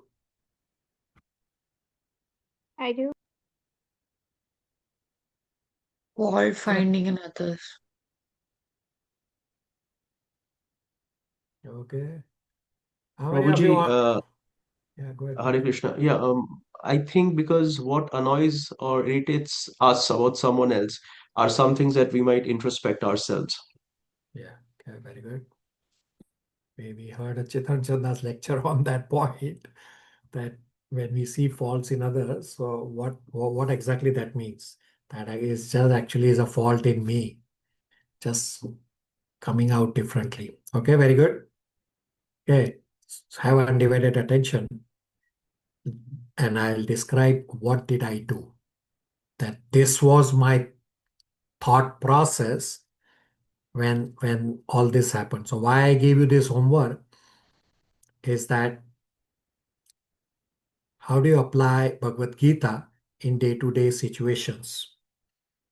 You can see for yourself that where is my anger coming from?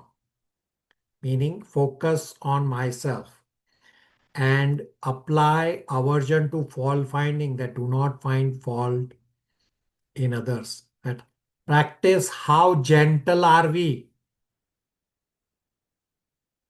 and practice tolerance. So Path Prabhu also asks right now that some of the devotees also said, gave that answer, that this person is already in ignorance. So there's no point in giving him any suggestions. So my question is that we are all preachers. Don't we have to preach? Otherwise, how will people know? And on my question slide, I had this point which I emphasized, that I am going to speak true statements to this person. And one devotee pointed out 17.15 verse, which says austerity of speech is to speak in a pleasing manner and which is not agitating. So are we supposed to speak true statements or not?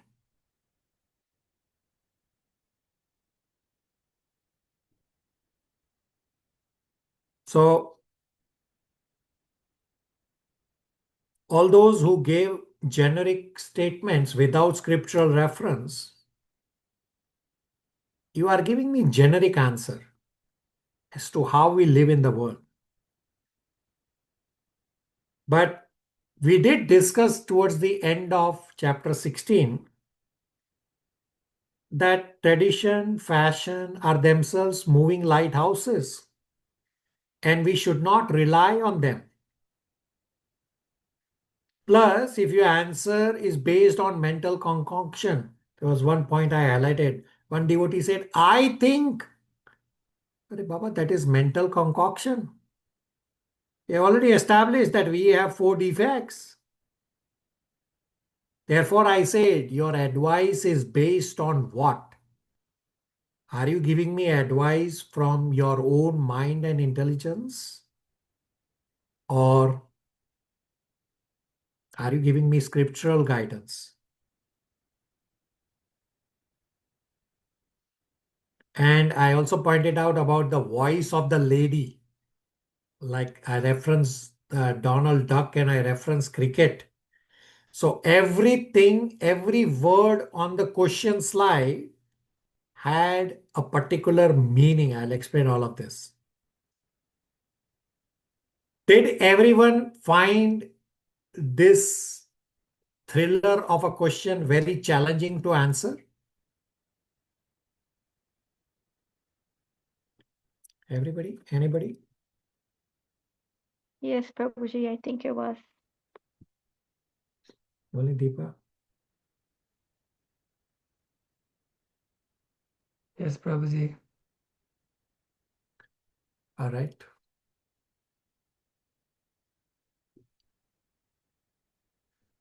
Okay, I got yes and I got a googly. Okay, very good. So here was my thought process when I encountered this situation. So I did not make this up. This is an actual situation that I myself encountered. And this was my thought process when I encountered this situation. And you all please tell me whether I am right or wrong. When the situation happened, my default setting came into play that the thought of cricket and Donald Duck example came into play, meaning the default setting of the modes came into play. Therefore, the cricket and the Donald Duck from past memory got activated.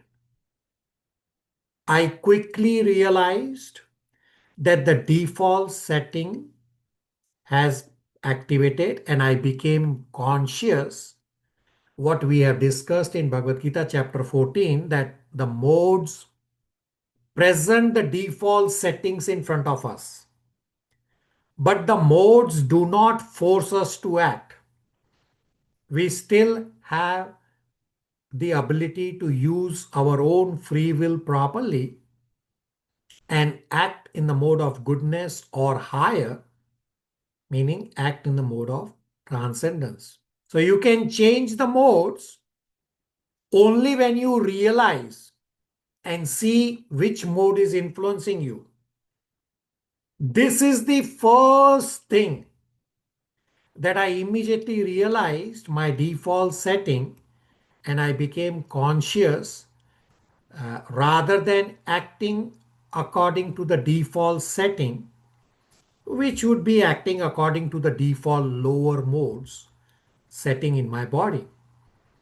So we have learned how to change the modes. So how do I defeat the lower modes? Is by trying to move to the higher mode, meaning you defeat the lower modes by placing yourself in the higher mode. So visualize the situation that I am in a grocery store.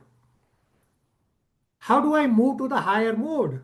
Meaning, say, one option is to look at positive qualities in this person, but I don't know this person at all. So it was difficult to find positive qualities. Plus, I am at a grocery store. Even if I turn around, I am not going to find anyone known to be able to observe positive qualities. So how do I move to the higher mode? Can move away from this not suitable atmosphere or look at each person as part and parcel of Krishna. So I can see everybody as part and parcel of Krishna. This I could do.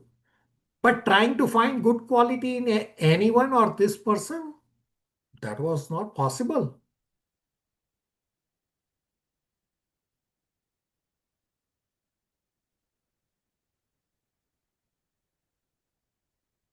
So I quickly remembered Bhagavad Gita 2.1 and 2.10 Vishidantam reference that we discussed. So Vishidantam means lamenting. So Arjuna was lamenting at Bhagavad Gita 2.1 as well as Arjuna was lamenting at Bhagavad Gita 2.10. The same word in 2.1 and 2.10, the same word Vishidantam comes, lamenting. At 2.1, when Arjuna was lamenting, Krishna did not reply to Arjuna, except Krishna said, hey, what are you doing? Where have these impurities come upon this important time? At 2.10 onwards, Krishna spoke the entire Bhagavad Gita for the same Vishidantam word. So what is the difference? The difference is that before 2.10, at 2.7, Arjuna has asked Krishna to please instruct me. So this person at the grocery store has not asked me for any advice. And you all will recall from the slide, one of the devotee referenced this. And I also explained that you will recall one of the homework question from chapter 2 was, what is freely available? And we discussed the answer that advice is freely available, that we should not go on giving advice. Krishna also did not give advice unless Arjuna asked in 2.7. Now I surrender unto you. Now please give me advice. Therefore, for the same Vishidantam word, from 2.10 onwards, Krishna spoke the entire Bhagavad Gita. So I remembered this discussion while I'm at the grocery store, the 2.1, 2.10 Vishidantam discussion, and the question that I gave you, what is freely available? Advice. And I said, well, I cannot give him free advice. Then comes the next point about austerity of speech. If at all I approached this person, I was anyway going to speak truth, which some of you answered and I highlighted on the orange highlighted slide, that I should go and tell him true statement that this is pandemic, put on a mask, talk softly, etc., etc. So these are true statements. But you all already said what will be the impact of this person who is stranger to me? Most likely he is going to get agitated and say to me, who are you? So the question is, are we supposed to be truthful or not? We are learning Bhagavad Gita where being truthful is one of the quality. So should I be truthful or not? And if I am truthful, that will agitate this person in the store. So is being truthful any good? So how do you apply Bhagavad Gita principles? Bhagavad Gita quality is to be truthful. But being truthful will cause agitation. And simultaneously, we also discussed, one of the devotee gave the reference, Bhagavad Gita says in 3.26, do not disturb others. So before you apply Bhagavad Gita on others, first apply Bhagavad Gita on yourself. Because it is very easy to apply Bhagavad Gita on others. No, no, no, no, no, no, no, no. First apply Bhagavad Gita on yourself. As to what I have to do under these circumstances. Do not apply Bhagavad Gita on others if you cannot apply Bhagavad Gita on yourself. So we will soon cover this very important 17.15 verse on austerity of speech.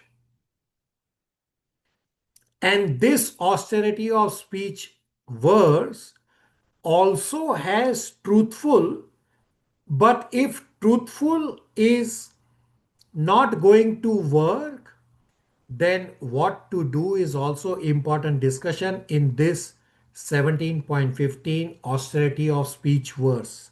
And this is the next verse I remembered at the grocery store, and I recited this verse 17.15 in my head, although this is not a key memorization verse. 17.15 says, Anudvaikakaram vakyam satyam priyahitam chayat swadhyaya abhyasam cha eva vakmayam tapa uchyate. So I recited this verse in my head and I recall Krishna's instructions. In this 17.15 austerity of speech verse, Krishna puts not agitating speech, pleasing speech higher than truthful speech. So the person at the grocery store already may seem agitated. He does not know me. I don't have any relation with him. I don't have any connection with him. And if I go and tell him truth, it is going to agitate him even more. It is definitely not going to be pleasing. You all already concurred on that. So Krishna says in 17.15 austerity of speech verse that yes, Bhagavad Gita says to be truthful, but your speech should be pleasing. This pleasing speech is higher as compared to truthful speech. Because my words would have been agitating to him, therefore I did not give any advice to this person. So some of you correctly answered that you learn to tolerate. So I tolerated what he was doing. Some of you also correctly pointed out to not find faults. But I had no way of finding good quality in him because I did not know this person at all. So yes, I remembered the aversion to fault finding lecture of His Grace Chaitanya Chandas and our detailed discussion on this. But I was not in a position to find good qualities in him. Plus, I am at a grocery store. Even if I turn around, I am not going to find anyone known to be able to observe positive qualities. Therefore, in this particular situation, I walked away because I realized that my default Kshatriya nature was getting agitated in me. So, to tolerate and not arouse my own anger, I remembered all the verses. I was trying to move myself to mode of goodness and mode of transcendence. And finally, I walked away because this was a real worst case scenario that I did not find any other way out. So now you all understand why I gave you this homework question. That this was an opportunity to apply so many teachings from Bhagavad Gita that we have discussed in our classes. So I have said from the start that our classes are not just to study philosophy. We practice Bhagavad Gita, that how do you live as a soul in this world. So in chapter 14 also I had given a practical example for myself about the fire drill video that I had given. So I had explained that also how I applied Bhagavad Gita. I have given you many other examples. And this example also, I am just trying to show you how it is possible to apply Bhagavad Gita on a day-to-day basis. I will pause here. I still have a lot of talking to do. I will pause here for your questions, comments, realizations in terms of what my thought process was and what action I took. Because there is a part B to this homework question. And this part B of the homework question, I have not given you so far. I'm going to give you part B now, and we're going to discuss part B right now. Everybody with me? Questions, comments, realizations? Hare Krishna, Prabhuji. Hare Krishna.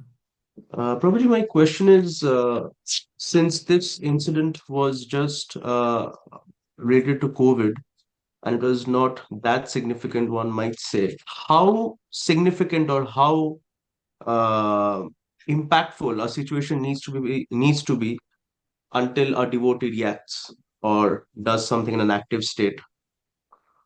So I have explained that you have to apply according to time, place, and circumstances. You are asking me a generic question.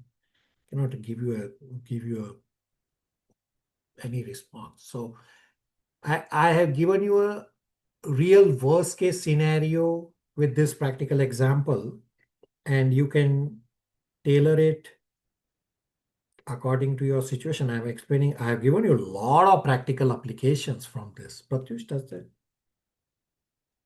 Yes, Prabhuji, sure. Right. Rest of you?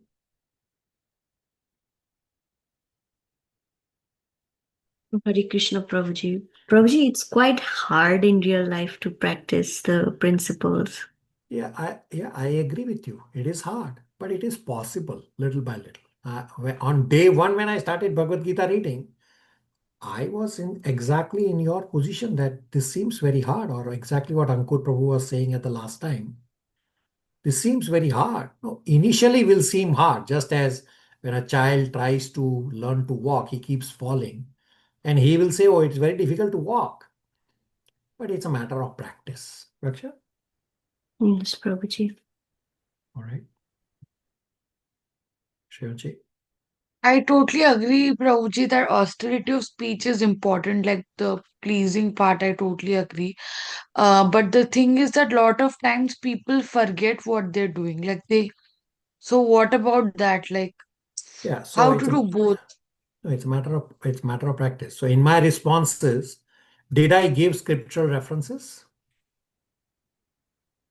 Yeah, we didn't give any scriptural Yeah, references. exactly. I was except for few devotees. Like few devotees did give scriptural references. Most on the orange slide didn't give. On the green slide, at least few devotees gave our class references and scriptural references.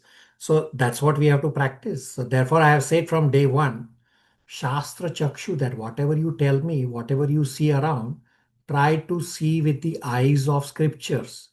Then you will be able to practice. Shivanshi? Yes, Prabhuji, it's just, it doesn't click actually, but yeah, it will come. Yeah, it's a matter of practice.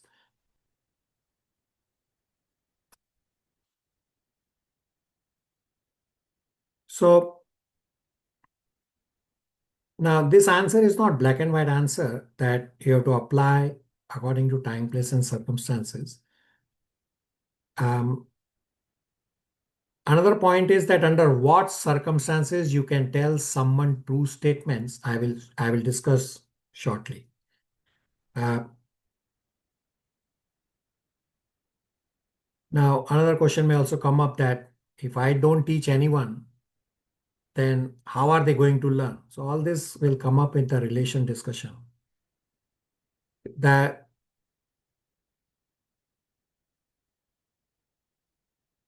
So here's my part B of the question. I want all of you to have undivided attention. I'm going to describe the part B of the question, which I did not give earlier. Now forget that other person at the store. Now it's between you all and me. And you look at me. So what was I doing? Everybody, please tell me, what was I doing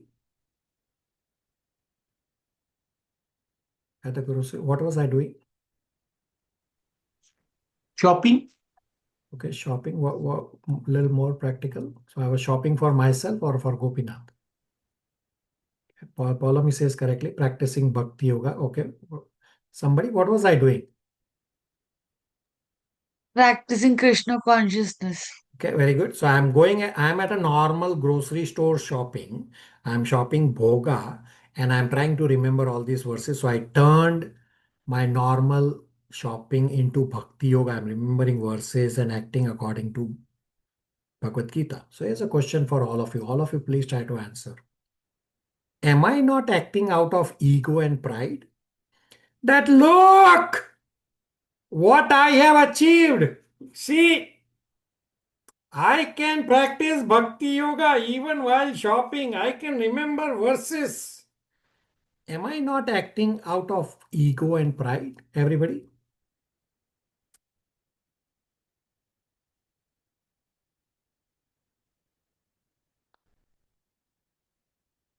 Somebody?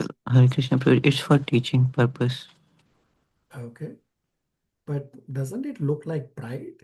Didn't I glorify myself so much today and with this question?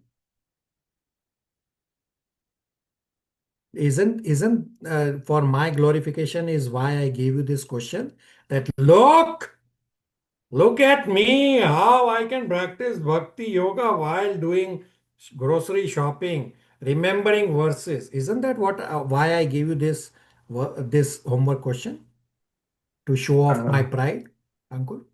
Hare Krishna Prabhuji, because as you mentioned in, I think in chapter 16, that everything is related to Krishna. So whatever we learn, whatever the situation comes into life, um, uh, we just thought it's all situation given by Krishna, and if someone thanks to us, we are not the karta. We That I just understand.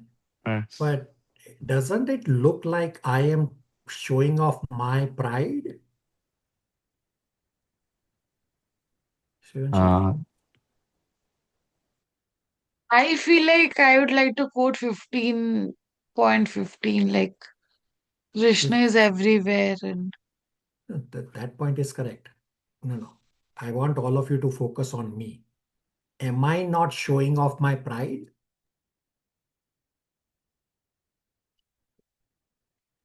but you're also trying at the same time, Prabhuji, I think. No.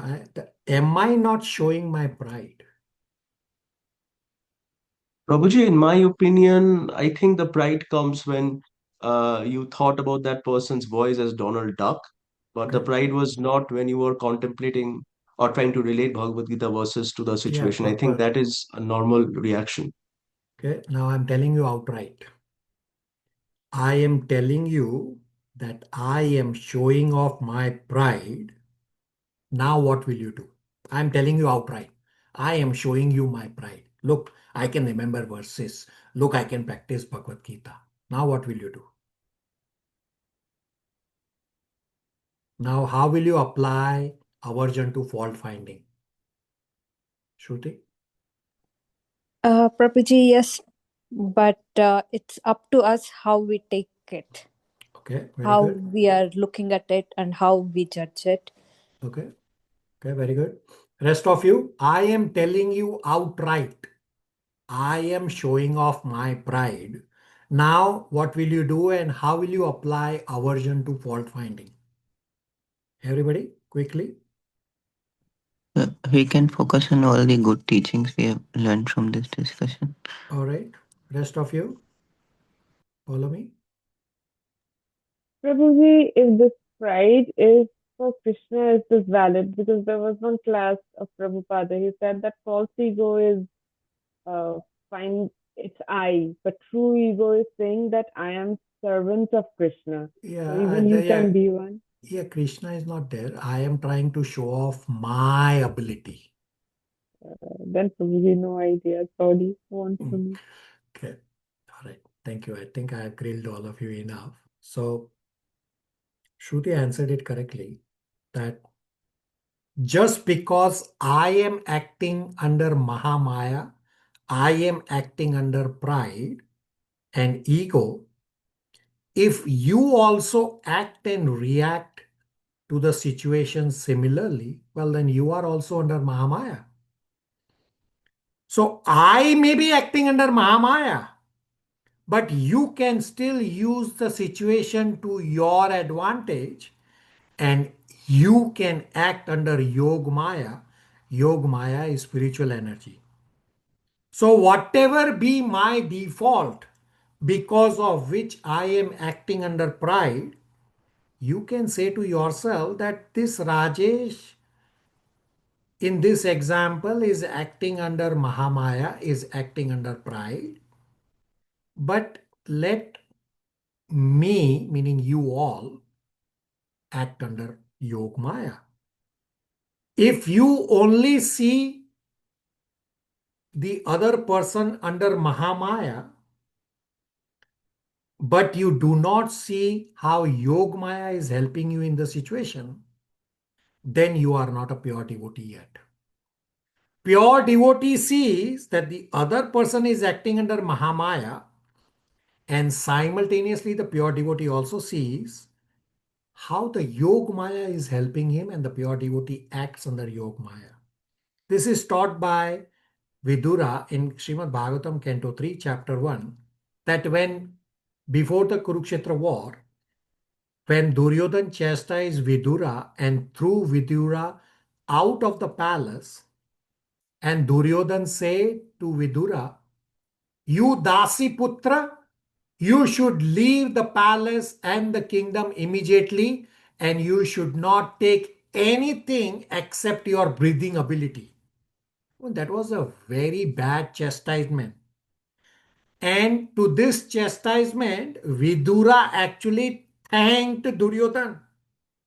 Otherwise, Vidura, who is Dharmaraj and Mahajan, would have had to fight on the side of Adharmi Duryodhan and against the Supreme Personality of Godhead Krishna. This way, you apply aversion to fault finding.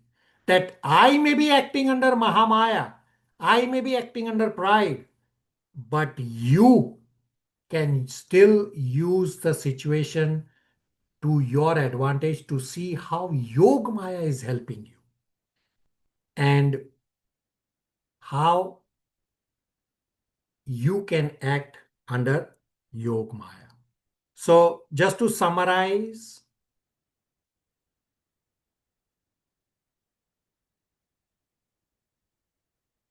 in terms of what all I did, that my default setting activated, which I recognized immediately because from the thought of cricket and the Donald Duck, I quickly realized I became conscious and I changed the default setting by remembering chapter 14 discussion, remembering so many verses and the discussion that we had in our classes.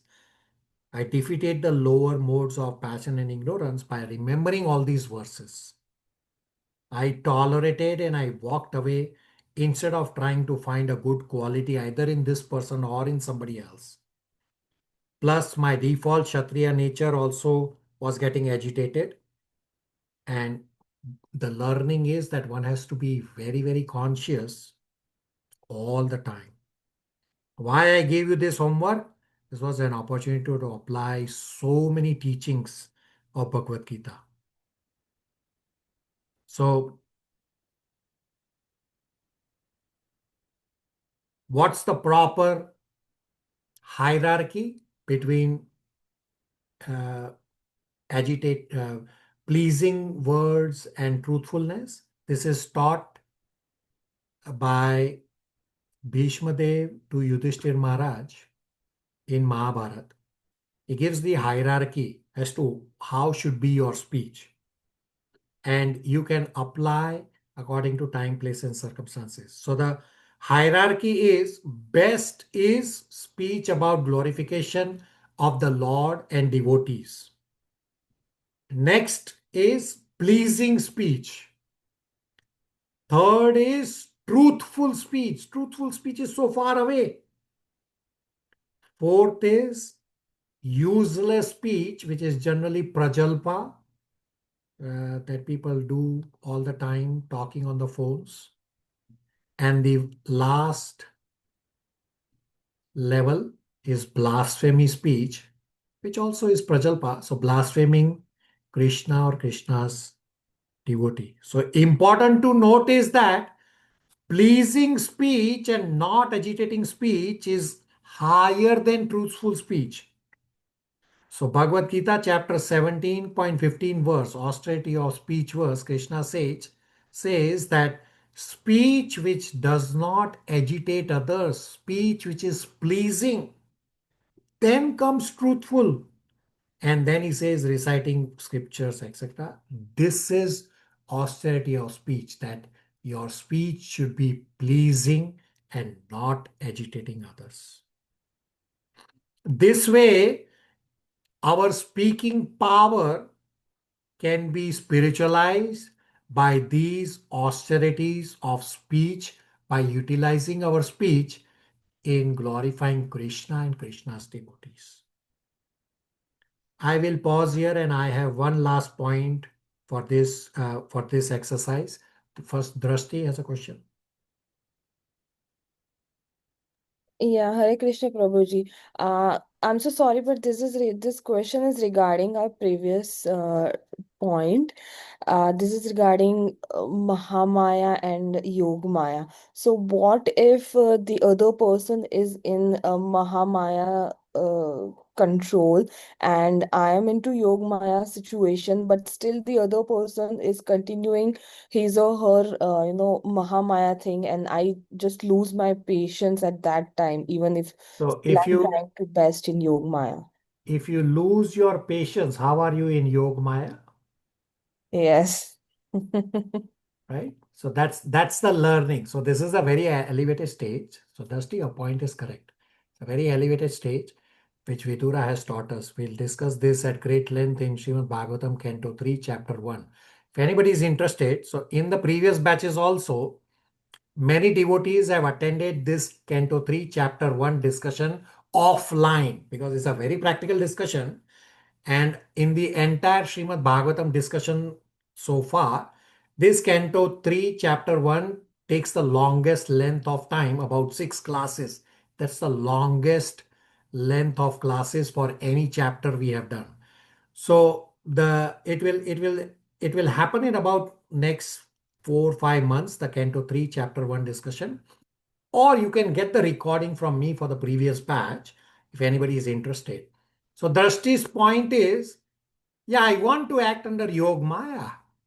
But then I got agitated. Well, then you fell back into out of Yog Maya under Mahamaya like the other person. So what's the difference between the other person and you? You are not able to tolerate. So it's a practice that you have to do to learn to tolerate. Drashti? Yes, So Prabhuji. the other person will continue. You take the example of Vidura and Duryodhan. Duryodhan continued his wrong activities all the way till he died. What happened with Vidura? He went to pilgrimage, he learned Srimad Bhagavatam, and he went back to his original serving Krishna as Yamaraj. Vidura is one of the 12 Mahajans. Of course, he's a pure devotee also. In the entire creation, there are only 12 Mahajan. Mahajan means one who knows everything about spirituality. Vidura is Yamraj. Drashti?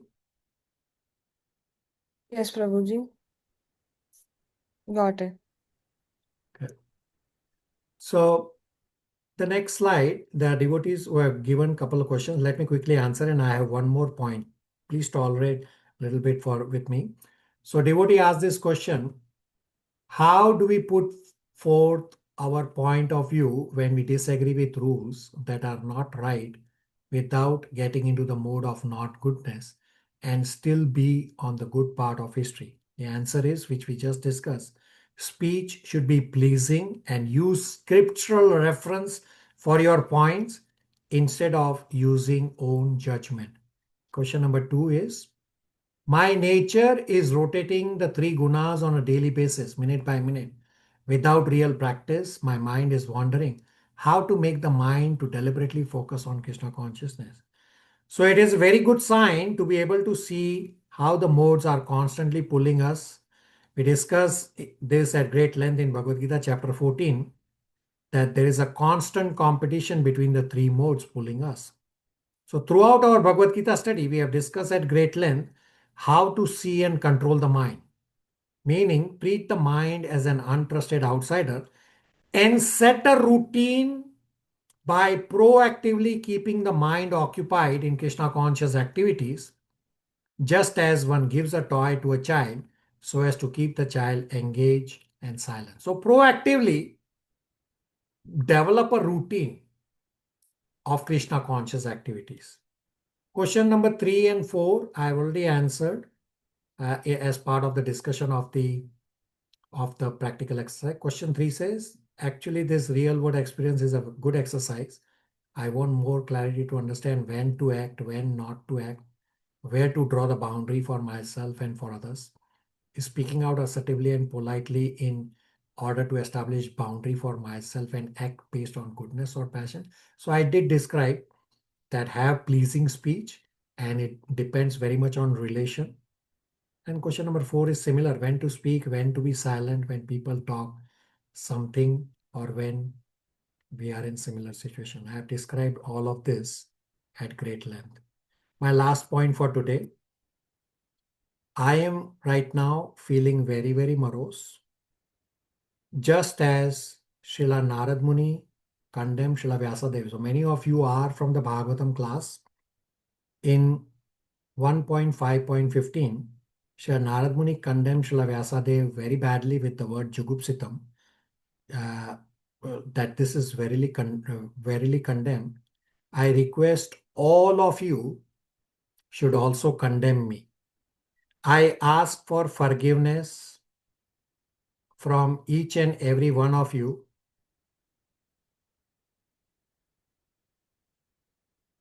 Giving this homework question, I knew that I was going to glorify myself a lot. Therefore, I am asking forgiveness from all of you. I am a servant. I am trying to do service given to me. But I have glorified myself a lot in the process of discussing this practical situation. Therefore, I am feeling very, very morose.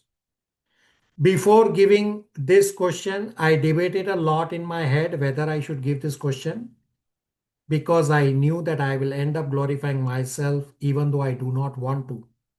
Therefore, I sought scriptural guidance whether or not to give this question to you all.